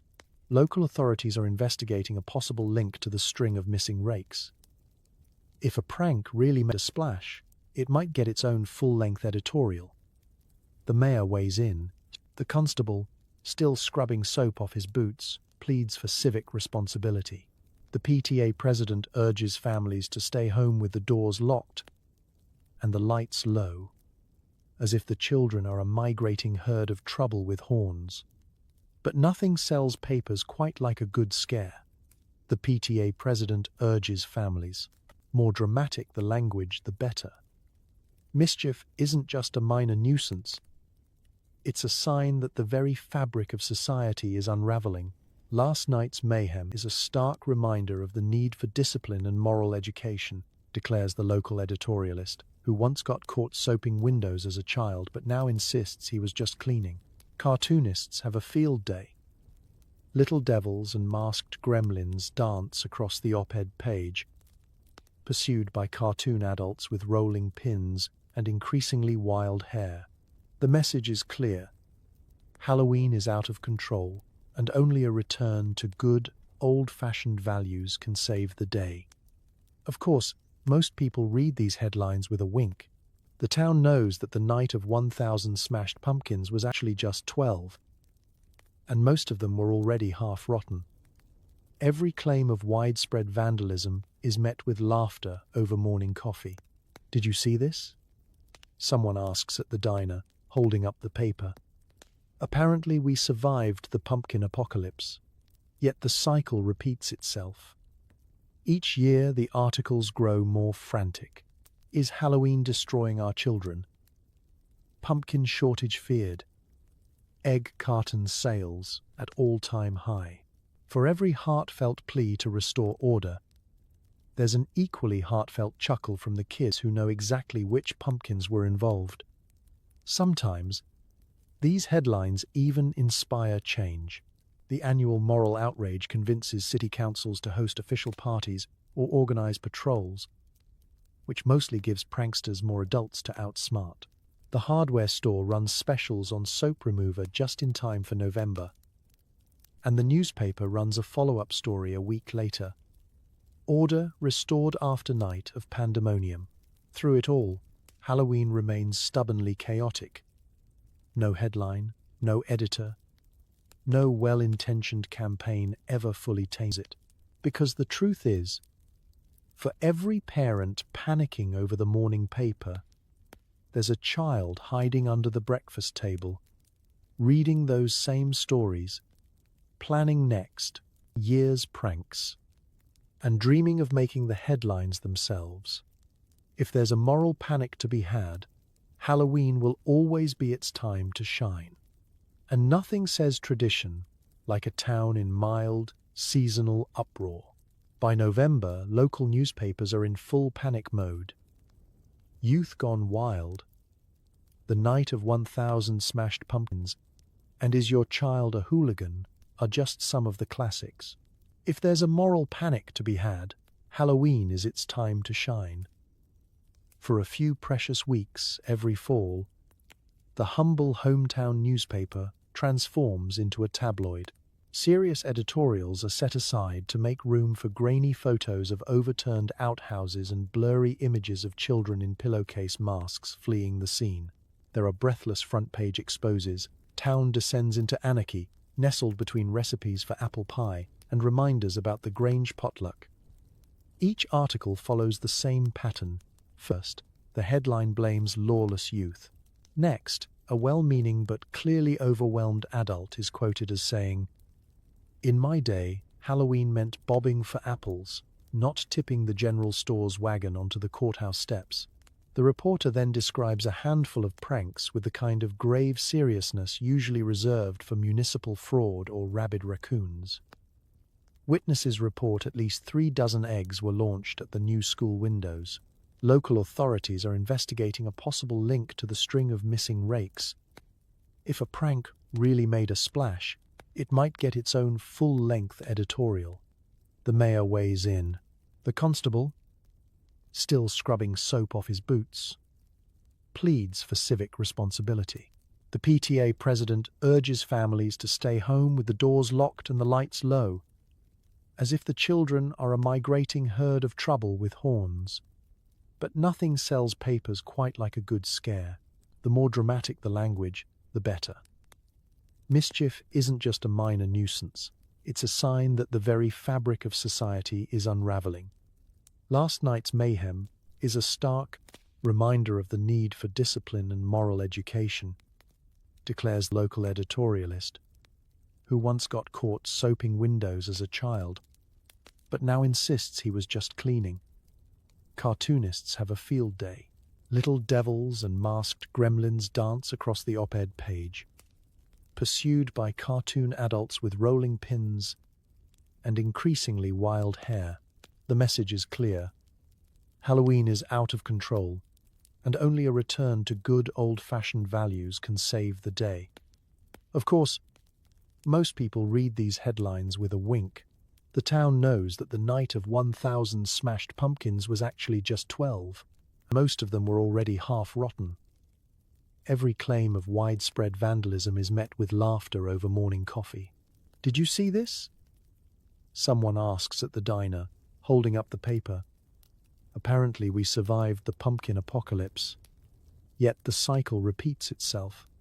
Each year, the articles grow more frantic. Is Halloween destroying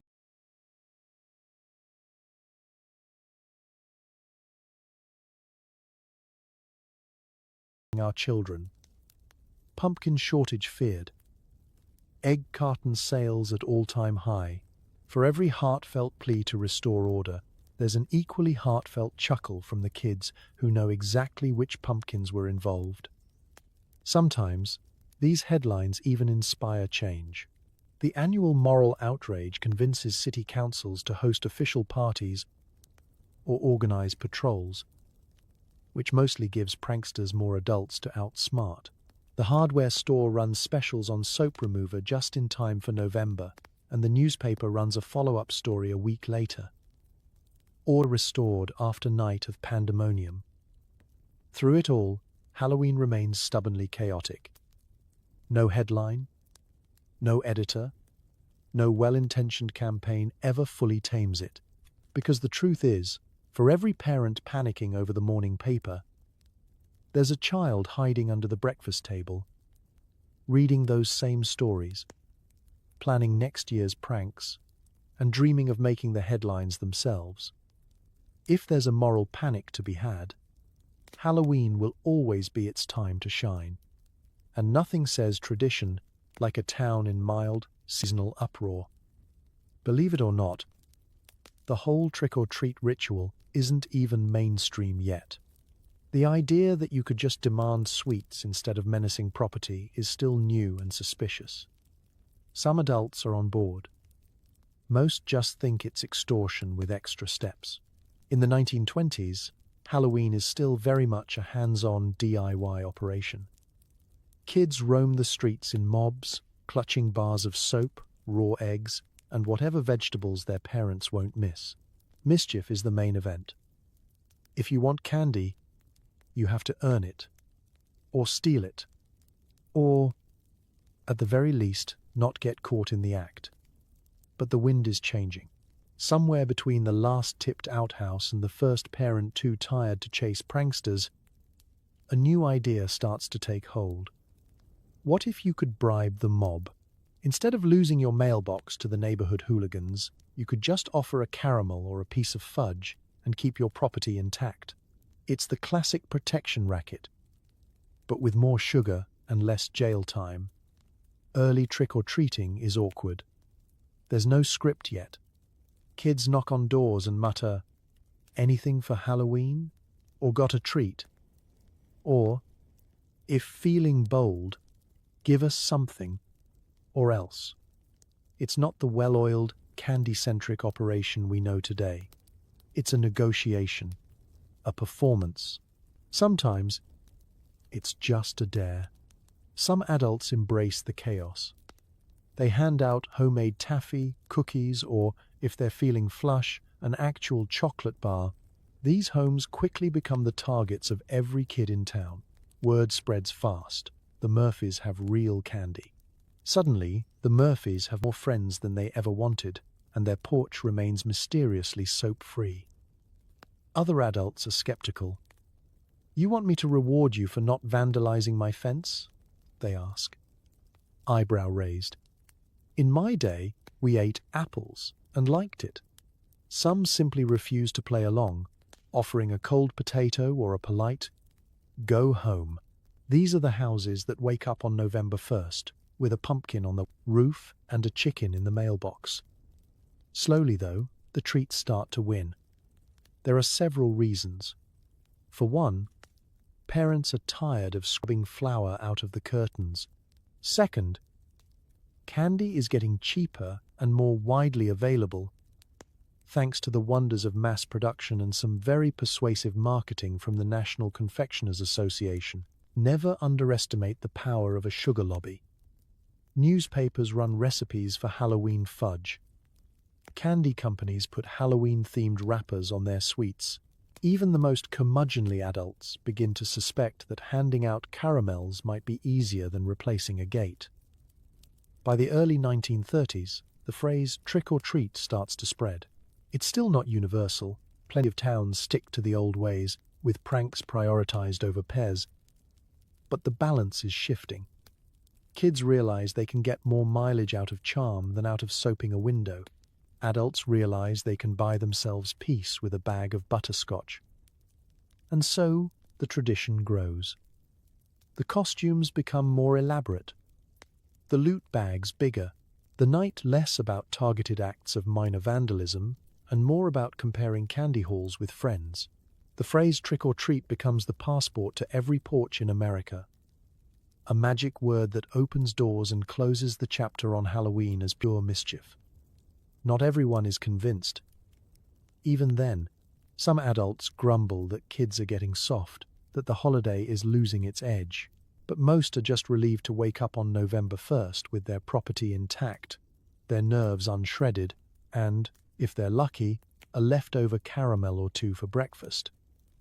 That's how the candy craze began, not out of generosity or sweetness, but out of sheer, exhausted self-preservation. And, as it turns out, the quickest way to tame a mob is through its sweet tooth. Come November, it's time for sheepish apologies and, in some cases, forced restitution. That means repairing fences, returning stolen gates, and enduring the public shaming of the principals. This is why we can't have nice things speech at school. The sun comes up on November 1st, and you're suddenly seeing Halloween through the cold, unfiltered lens of daylight and adult consequences. The pumpkins aren't glowing. The soap on the windows is now a stubborn, streaky mess. Your favorite prank suddenly feels less like a moment of genius and more like a community service project waiting to happen.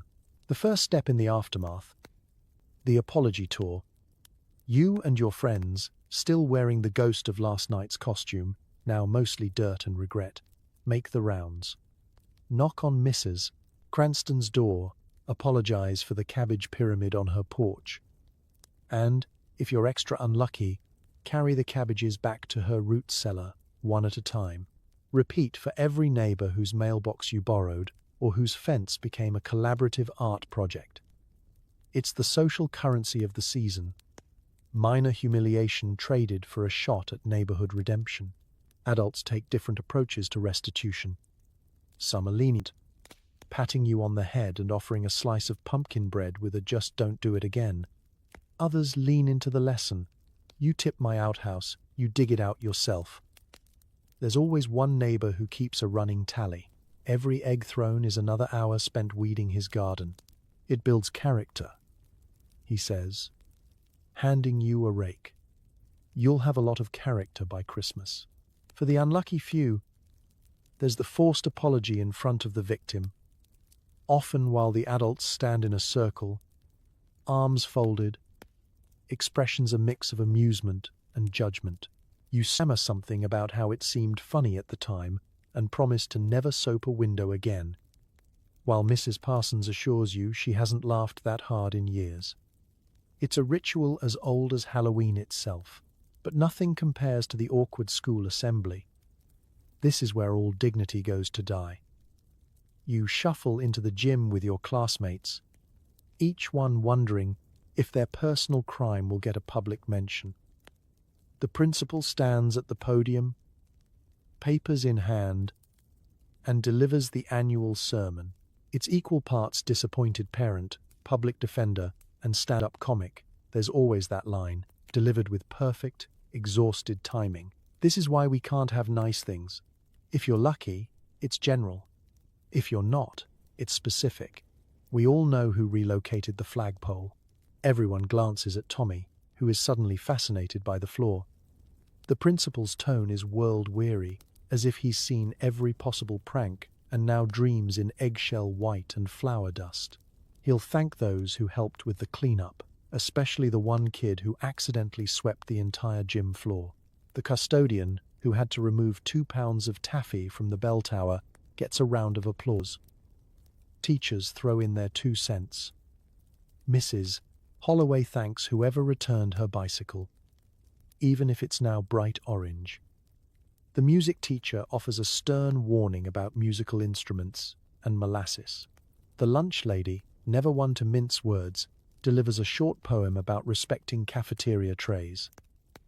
Then comes the restitution assignments. Your name is called. You're paired with the person you most recently inconvenienced. Sometimes, it's a one-on-one project. Repainting a fence, putting up a new mailbox, or searching for a missing chicken that apparently developed a taste for the open road. Other times, it's a team effort. Replanting the flower bed trampled in the Great Candy Dash, or clearing pumpkin guts off the playground slide. And while you're out there, hands sticky, knees dirty, you hear the other kids plotting. Next year, let's avoid the school roof, or bring a ladder. The cycle of regret, restitution, and renewed ambition continues. Strangely, there's camaraderie in the aftermath. You and your fellow pranksters swap stories and compare punishments, united by the knowledge that you pushed the limits and, mostly, survived. The adults, for all their grumbling, seem secretly proud. They shake their heads, but their eyes are twinkling. You kids, they say, what am I going to do with you? Broken windows are one thing, broken bones another. Every year, some unlucky prankster ends up in the doctor's office, explaining how they broke their leg playing hopscotch with a wheelbarrow. The ER staff know what night it is without even checking the calendar. For all its whimsy, Halloween in the 1920s is not OSHA approved. It's an obstacle course of bad ideas and questionable physics.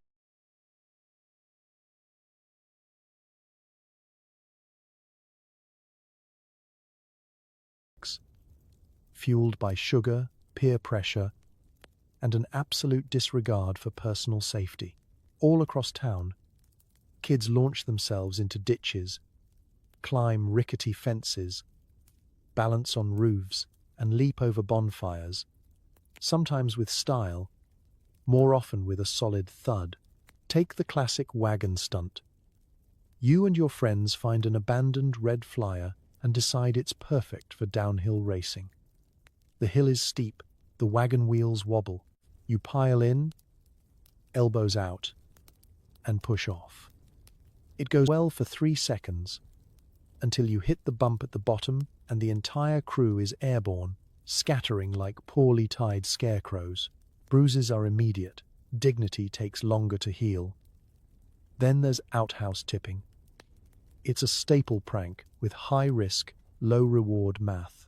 Someone miscalculates the weight, the wind shifts, and the next thing you know, the entire crew is pinned under a surprisingly sturdy wooden door. The only thing more bruised than your body is your ego when the farmer pulls you out and marches you home by the ear. Let's not forget rooftop escapades. Some Halloween genius always thinks it's a great idea to relocate a scarecrow or an entire wagon onto someone's roof. So, up you go, shoeless, using a ladder last seen holding up the chicken coop. Maybe it's the darkness, maybe it's the adrenaline, but next thing you know, someone slips. The lucky ones land in a haystack. The less lucky ones discover exactly how hard a pumpkin is when it breaks your fall.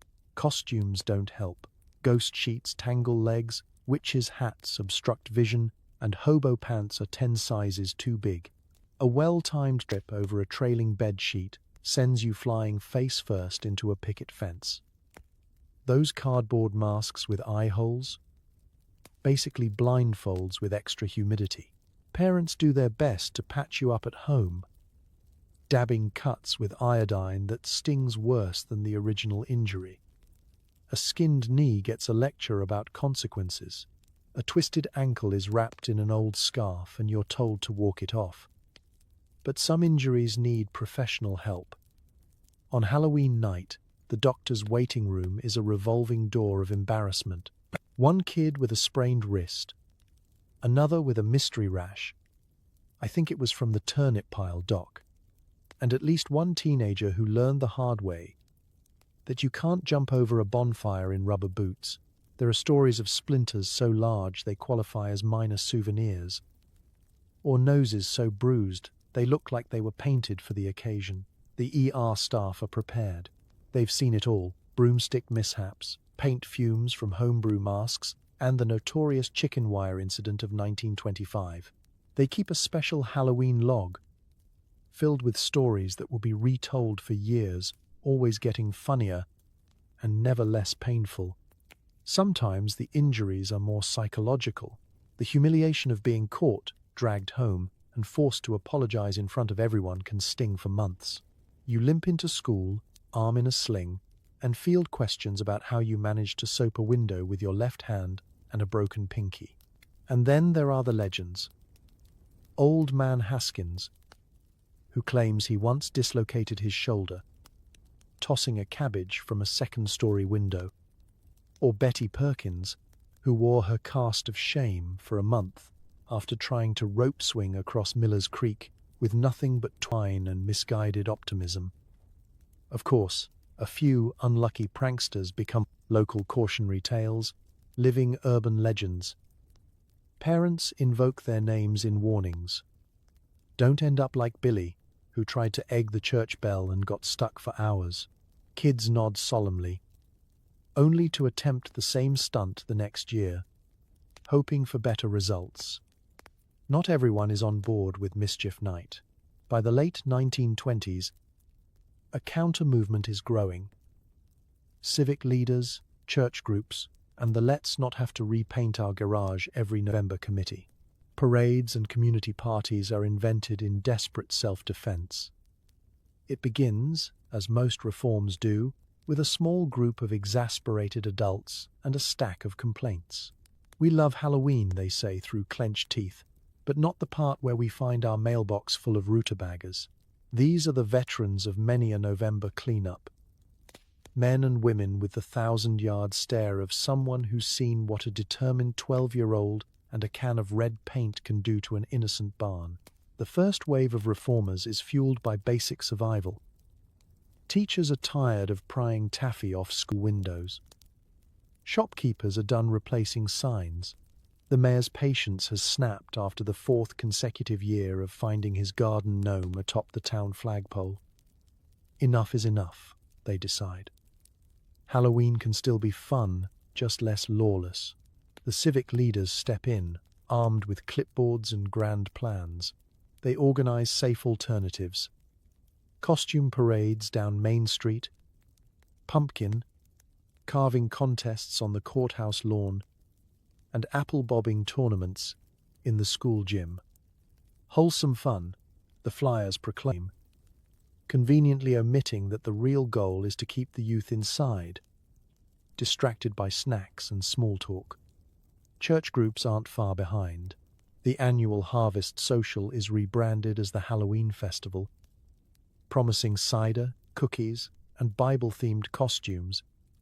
With prizes for most original angel, there are haunted hayrides, puppet shows, and a strict no pranks, no exceptions policy.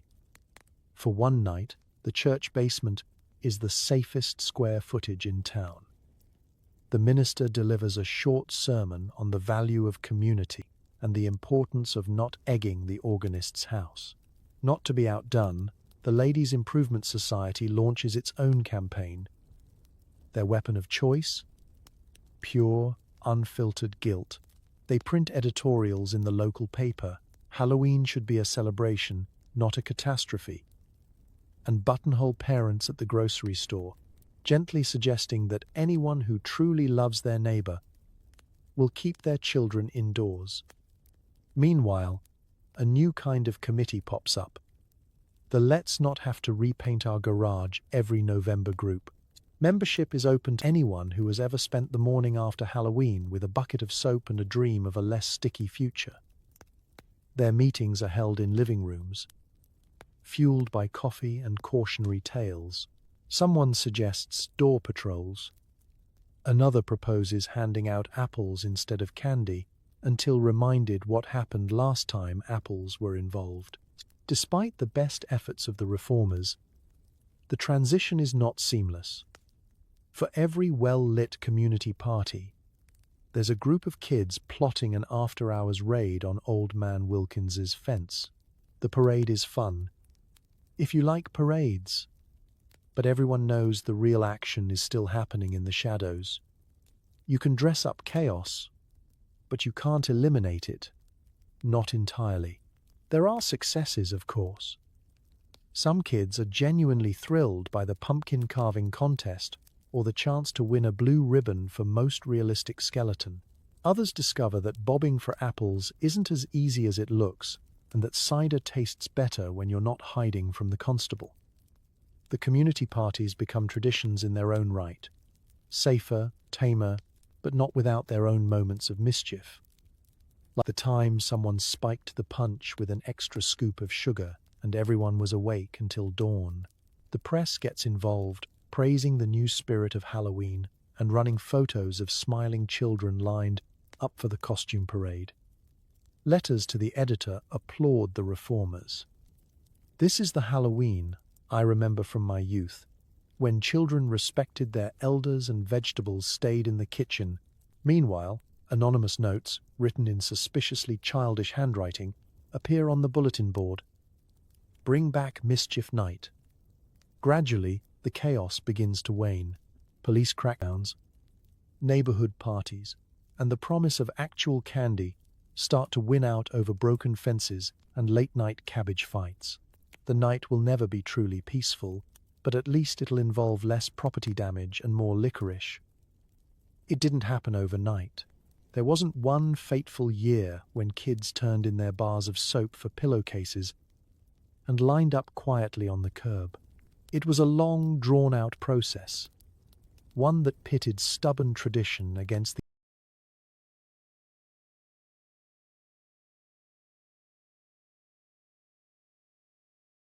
irresistible forces of adult organization, changing times, and the growing power of America's collective sweet tooth. The first sign of change? The authorities started getting serious. Police departments, once content to send one sleepy constable on a midnight stroll, began deploying real patrols on Halloween. Flashlights swept through backyards. Patrol cars idled on every corner.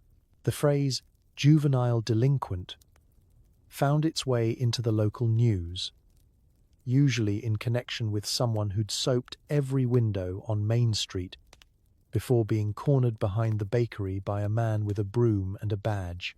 Next came the community parties.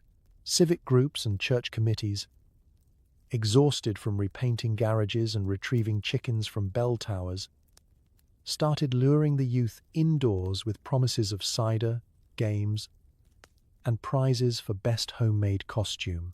The Ladies' Improvement Society organized chaperone dances with decorations so cheerful they almost drowned out the urge to escape and tip something over. It worked, to a point. Kids went to the parties for the cookies and stayed for the chance to sneak out later, disguised as mummies made entirely of napkins. And then, crucially, there was the candy. Not apples, not popcorn balls, not last year's molasses fudge, the good stuff. Chocolate bars, licorice, wrapped sweets with enough preservatives to survive the next World War. Parents and store owners discovered that candy could buy more peace than any lecture or curfew ever could. Kids quickly realized that trick-or-treating could net them a pillowcase full of loot, with a fraction of the risk and none of the cleanup. Over time, The scales tipped. It became easier for parents to hand out Snickers than to replace their porch swing every November. Kids began to prefer a sugar rush over a stern talking to from the local constable. Even the most die-hard mischief makers started to soften, tempted by the lure of king-sized bars and bubblegum. Media played its part.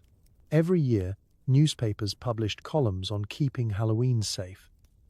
Headlines like "Police Foil Mischief Plot" or "Community Party a Smashing Success" replaced the old tales of cabbage raids and outhouse uprisings. Radio hosts warned against unsupervised chaos, interviewing experts on positive outlets for holiday energy. If you listened closely, you could almost hear the sound of history being rewritten one caramel at a time. Neighborhoods got in on the action too. Block associations organized patrols. Adults in reflective vests walking the streets, armed with thermoses of coffee and a determination to keep things at least semi-orderly. The message was clear: you can have fun, but there will be rules. Pranks still happened, but the risks were higher and the rewards lower. Kids learned to soap windows with stealth and speed, ever alert for the sound of approaching footsteps and the glare of an adult with a flashlight. Not everyone was happy. Some parents grumbled that Halloween was losing its edge. Back in my day, they'd say, "You didn't just get candy. You had to earn it. Maybe run from a goat. Maybe build a trebuchet out of fence posts." The nostalgia for the chaos never quite disappeared. In quiet corners, pranksters still whispered plans, and somewhere, a single cabbage rolled defiantly down the street. Looking back, people remember 1920s Halloween with a weird kind of fondness. It was wild, it was reckless, and it was probably the most fun you could have while risking a misdemeanor charge. Today's Halloweens feel tame in comparison. But sometimes, that's the point. Ask any grandparent about the good old days, and they'll tell you about wild nights spent soaping windows, launching cabbages, and running from the local constable with nothing but a mask and an alibi. They speak of chaos with a wistful smile, as if missing mailboxes and flying vegetables were essential ingredients for childhood development. You can almost hear the pride in their voice. Back then, Halloween meant something. It's easy to get swept up in the romance of it. The stories get better every year. Pranks become more daring, escapes more dramatic. The odds of serious injury conveniently glossed over. People remember the rush of being part of something secret and slightly forbidden, of pulling off a prank that would become legend, retold in whispers long after the evidence was cleared away. There's a kind of community in chaos. For one night, everyone was in on the joke. Kids and teenagers teamed up to outwit adults. Adults plotted countermeasures and retaliated with buckets of water from upstairs windows.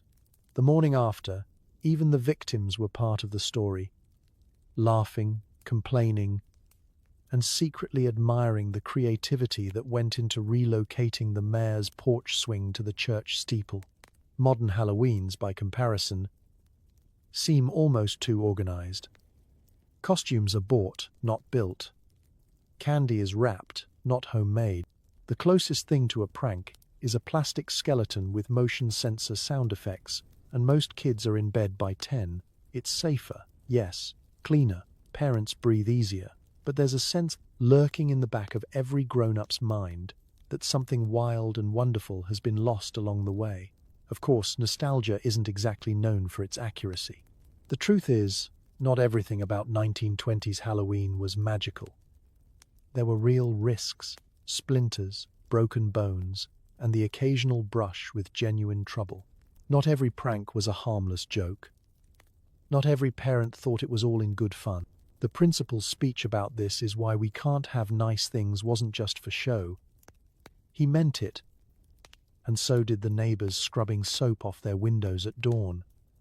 But memory is a generous editor. We remember the laughter, not the cleanup. The excitement, not the bruises. The sense of possibility, not the panic when someone realized the goat was missing. Again, over time, the wildness of old Halloweens transforms into legend, stripped of its sharp edges and retold as the gold standard of youthful adventure. And why do we miss it? Maybe it's because we all crave a little chaos, a chance to be unpredictable, to test boundaries, to remind ourselves that rules can sometimes be bent, if not broken. There's a thrill in not knowing what will happen next, in feeling like you're part of a tradition that's bigger than yourself and older than any store-bought mask. Or maybe we miss the sense of togetherness. Halloween, at its wildest, was the ultimate group project. Pranks required planning, teamwork, trust, plus the willingness to accept whatever payback came your way. You learned about consequences and forgiveness, about who could be trusted to keep a secret, and who would fold at the first sight of a constable's flashlight. These days, we trade a little of that excitement for peace of mind. For a night that ends with full candy bags and clean lawns, rather than with apologies and community service. And maybe that's not such a bad thing. After all, most of us prefer chocolate over chaos, and it's hard to miss the adrenaline rush when you're busy arguing about who got the last fun-size Snickers. So, let's be honest. Did you make it through the night with your dignity, your garden gnome, and your mailbox intact? Or would you be just another adult, standing barefoot in the street at midnight, shaking your fist at a gang of teenagers vanishing into the fog with your front steps? Let's set the scene. You, modern, responsible, perhaps even a bit smug about your motion-activated porch light and your Ring camera, find yourself transported to a chilly October 31st, 1927. There's no high-speed internet. There's not even reliable electricity. The street lamps flicker. The air smells like wood smoke and distant cabbage, and from the shadows comes a sound. The giggle of a child, and the unmistakable splat of an egg meeting its destiny. Your first instinct? Lock the doors. Triple-check the windows. Maybe stack a few chairs in front of the back gate for good measure. But you quickly learn that 1920s pranksters are a different breed. They're resourceful, they're motivated, and they've been casing your yard since last Tuesday. By sundown, the game is on. You spot movement near the rose bushes. Is that a raccoon? No, it's Tommy from 3 doors down, wearing a sheet and brandishing a bar of soap. His friend is creeping along the fence line, eyes on your prize azaleas. Before you can shout a warning, the side door rattles. You run outside, wielding a broom and your best adult scowl. But the pranksters are masters of misdirection. While you're guarding the porch, they're sneaking around back, quietly relocating your mailbox to the middle of Main Street. You dash to retrieve it, barefoot of course, having forgotten your shoes in your hurry. Just in time to spot your garden gnome disappearing over the fence in the arms of a child dressed as a lopsided pumpkin. You call for backup. Your spouse, your neighbor, maybe the dog. The dog is useless. Too busy howling at the moon. The neighbor is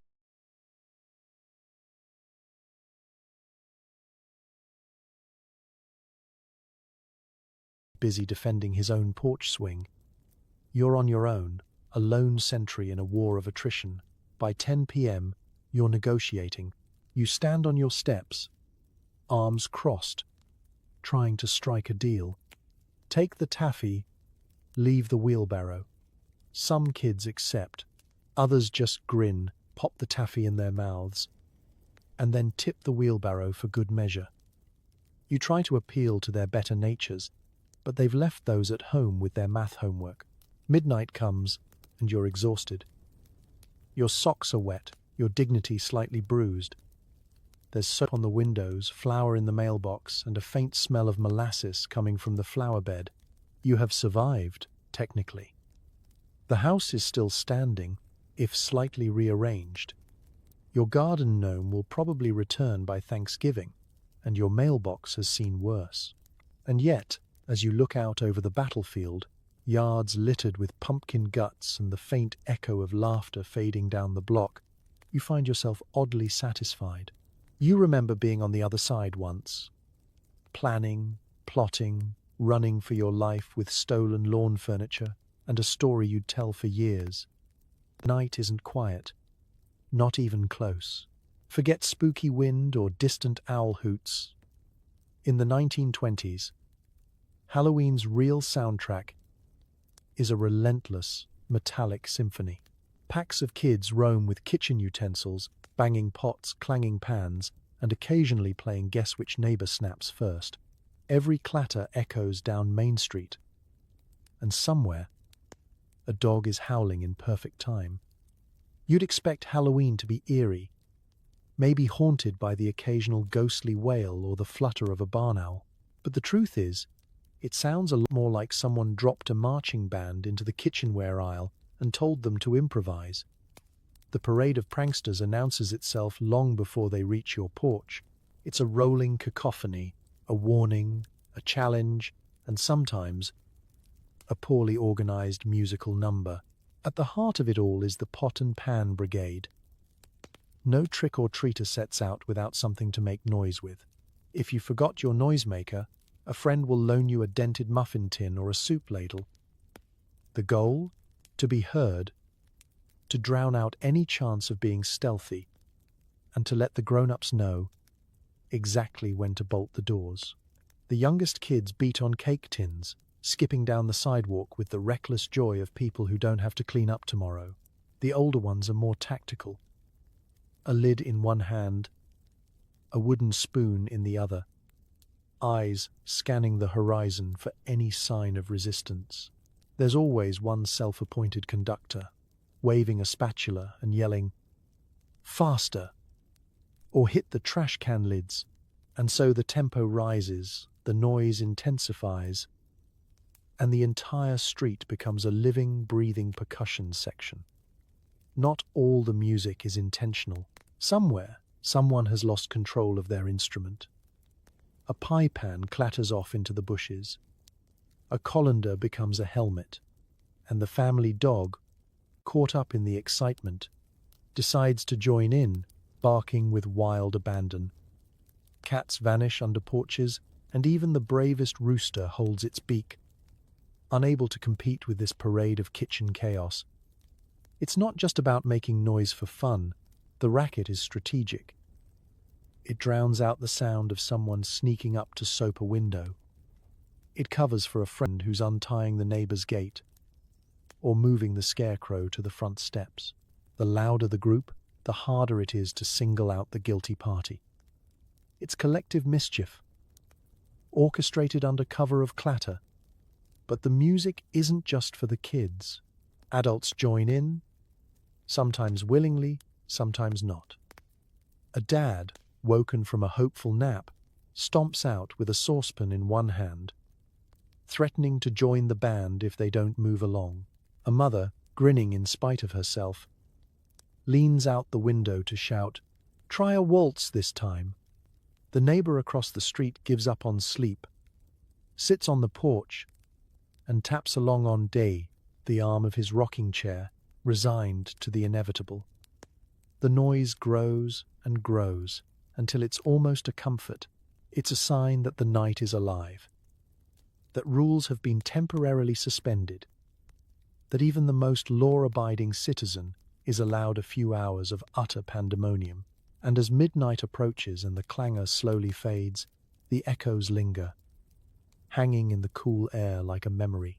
You can still hear a distant bang, a muffled laugh, a final triumphant crash as someone drops the last saucepan onto a front lawn. By morning, the streets are quiet again. Pans are found in odd places. The town dog is hoarse. But for one wild night, Halloween's soundtrack was not ghostly at all. It was alive, raucous, ridiculous, and completely unforgettable. It's not just people causing chaos. Sometimes, local wildlife gets drafted. Halloween legends abound about chickens liberated from coops, dogs let loose on prank patrol, and that one unlucky goat found munching on someone's best hat at sunrise. By morning, the line between pet and suspect is thoroughly blurred. It starts innocently enough. A group of kids, bored with soaping windows, decides to escalate. Let's get the chickens. It's not malicious, just the logic of children in the throes of mischief. If it moves and it squawks, it must want to join the party.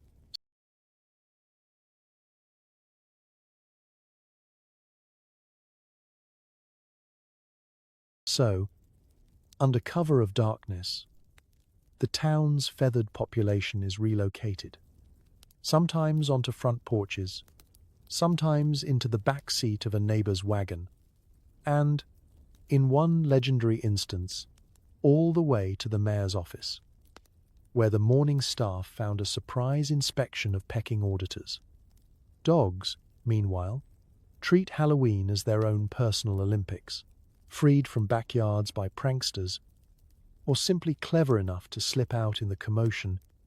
They tear through the streets, barking, chasing kids, and occasionally forming their own ragtag packs. Their loyalty is questionable. Some join forces with the pranksters, snatching candy bags and scattering popcorn balls down Main Street. Others take on the role of neighborhood watch, barking ferociously at every masked child, and, when push comes to shove, siding with whoever has the best snacks. There's always at least one heroic dog, legendary for intercepting pranksters, defending the sanctity of the family garden gnome, or simply refusing to be caught when it's time to go home. In the annual retelling of Halloween stories, this dog gets bigger, braver, and, depending on the year, may or may not have saved the mayor's fence or solved the great candy heist of 23. But goats are the true chaos agents.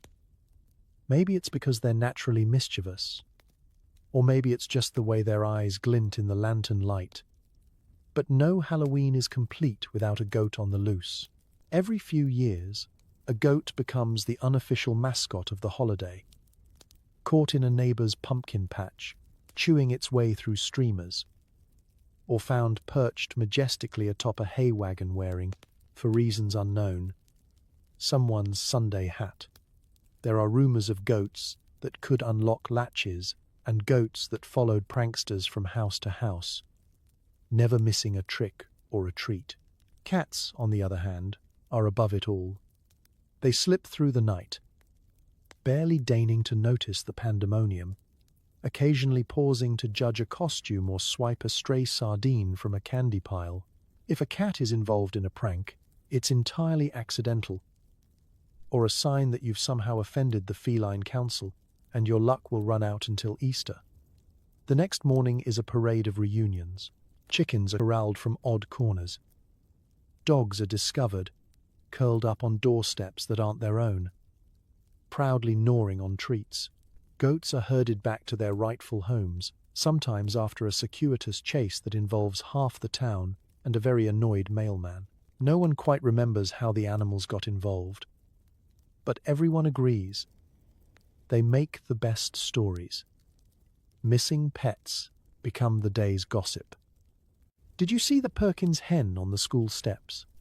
Was that our beagle with the candy wrapper stuck to his tail? Who put a goat in the church vestibule? And why is it still wearing a bow tie? Lost and found posters pop up by the dozens, featuring chickens with personality, dogs with improbable adventures, and a single, elusive cat who is probably fine. By sundown, most animals are home, exhausted and a little confused. The line between pet and participant blurs for another year, because on Halloween everyone, feathered, furred or bewildered, is fair game for a night of mischief. And if your goat comes home with a hat, well, that's just part of the tradition.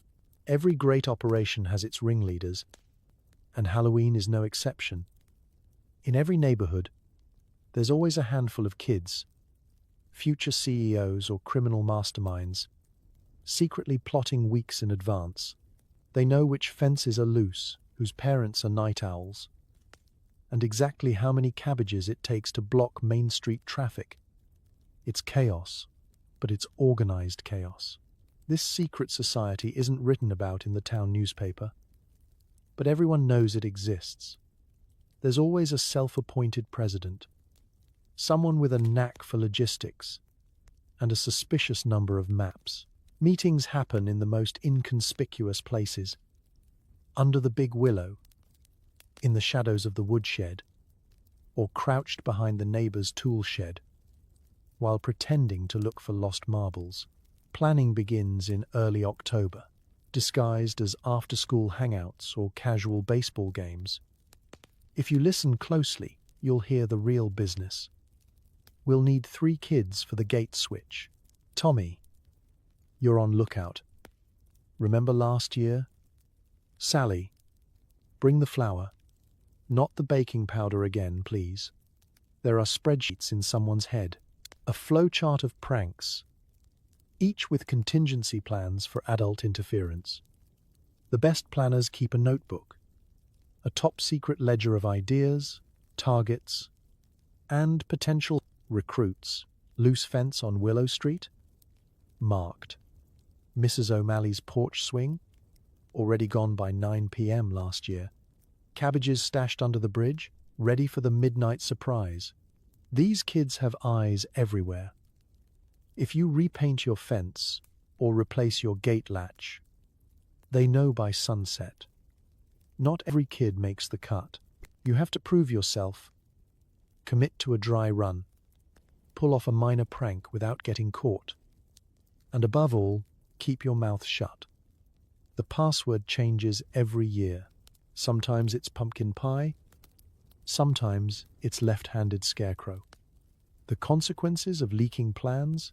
Exile to the outer circle, left to soap windows solo while the real legends tip outhouses and relocate wagons with military precision. And then, there's the art of the alibi. The planners are masters at covering their tracks.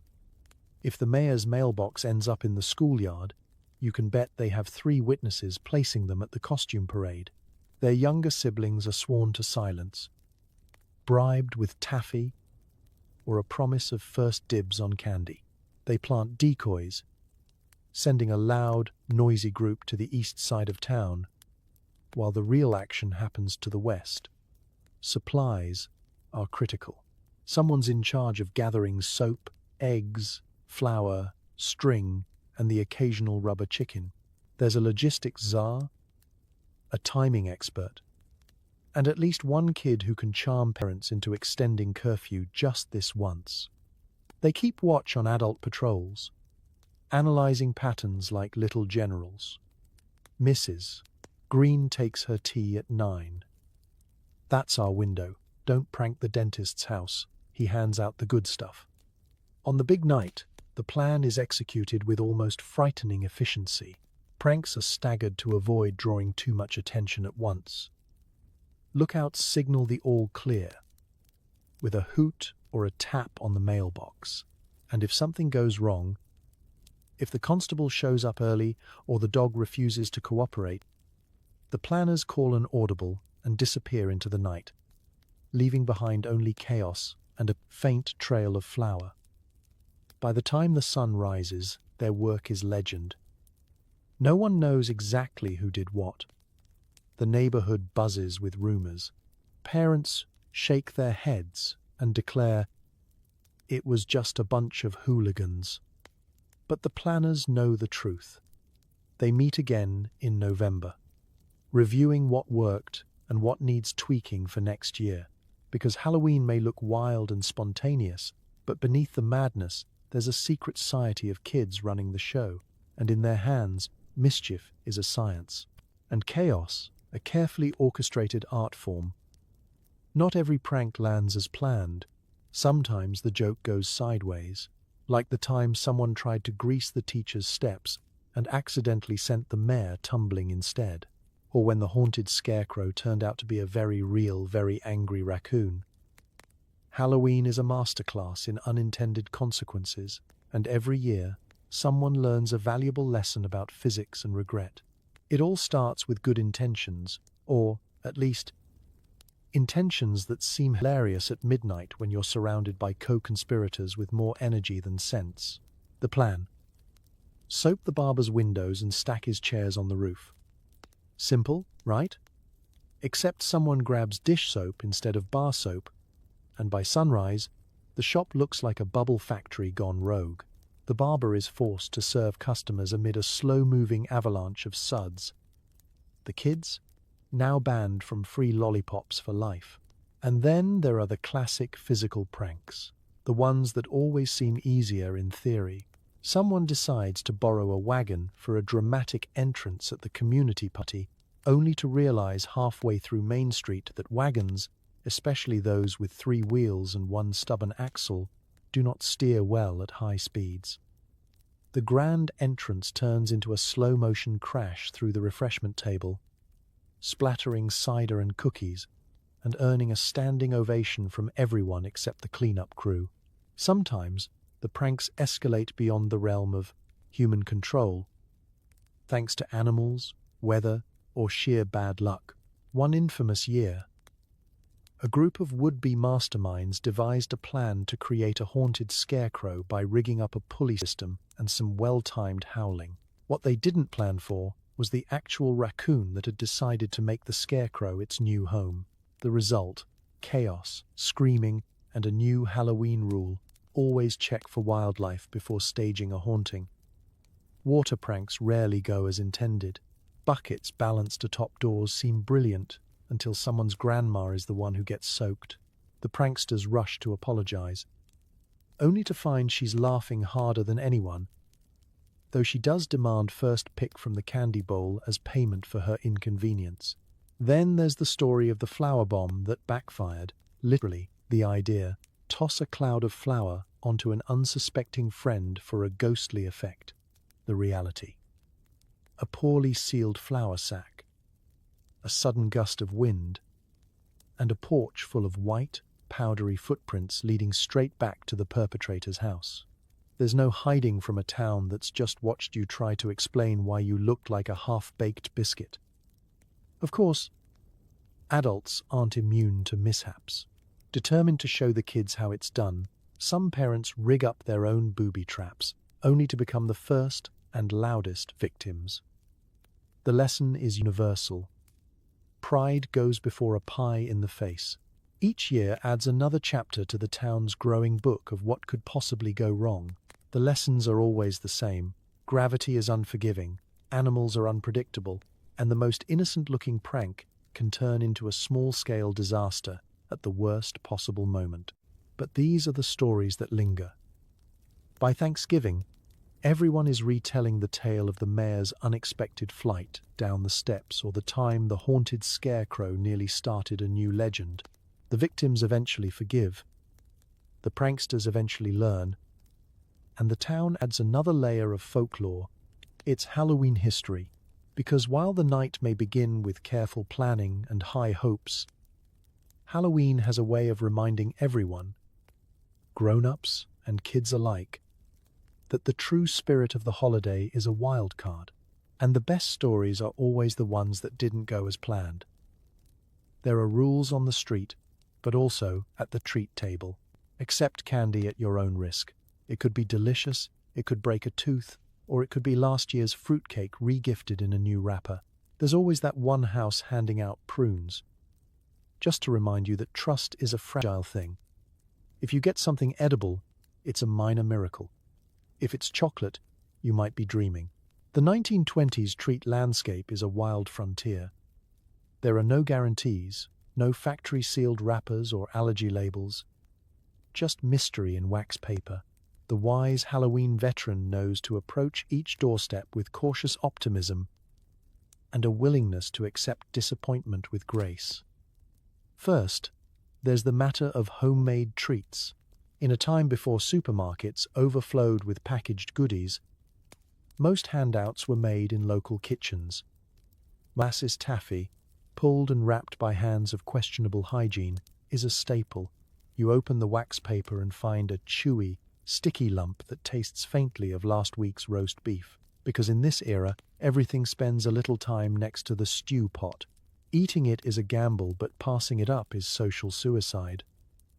Next up, popcorn balls.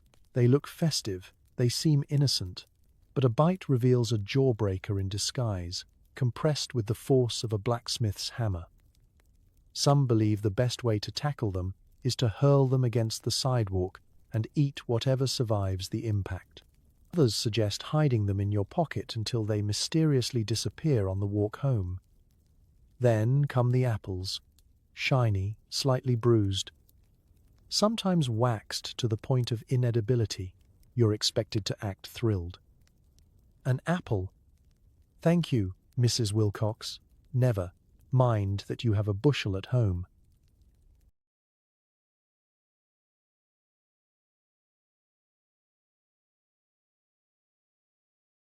And these will roll under your bed to be discovered, mummified, in spring. But not every treat is disappointment. There are legends of certain houses, whispered about all year, the ones that hand out actual chocolate. It's not wrapped, it's not fancy, and it might be a little melty. But for a moment, you believe in miracles. These houses become the Mount Everest of trick-or-treating. If you get there early, you're lucky. If you're late, all that remains are suspicious beige cubes that might be fudge or soap. The unwritten rules are clear. Always say thank you. Even if you're handed a prune or a cookie that could double as a doorstop, never refuse a treat outright. It's a surefire way to get your house targeted for extra mischief next year. And if you find a treat so strange you can't identify it, swap it with a younger sibling under cover of darkness. This is called survival of the fittest. Beware of the fruitcake. It's a stealth treat, passed down through families, regifted for years. The bravest souls take a ceremonial bite, declare it delicious, and quietly place the remainder in a bush on the walk home. No one ever finishes a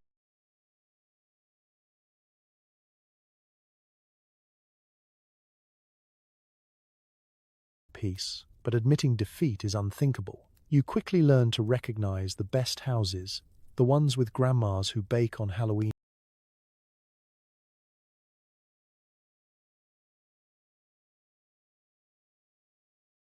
morning, whose fudge is legendary, whose taffy is edible, and whose apples are, mercifully, dipped in caramel. These homes get a pass on pranks. No soaped windows, no missing porch swings. It's the code.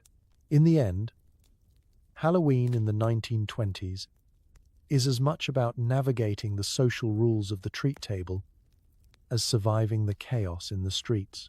You finish the night with a pillowcase full of mystery, a few jaw aches, and a new respect for chocolate, because in this world, sweets are for the brave, and trust, like a popcorn ball, is hard-earned and easily shattered.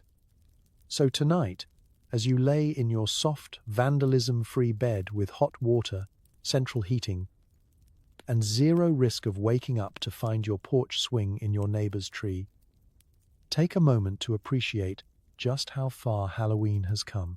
Gone are the days of dodging flower bombs, guarding your outhouse like it's Fort Knox, or waking up on November 1st with an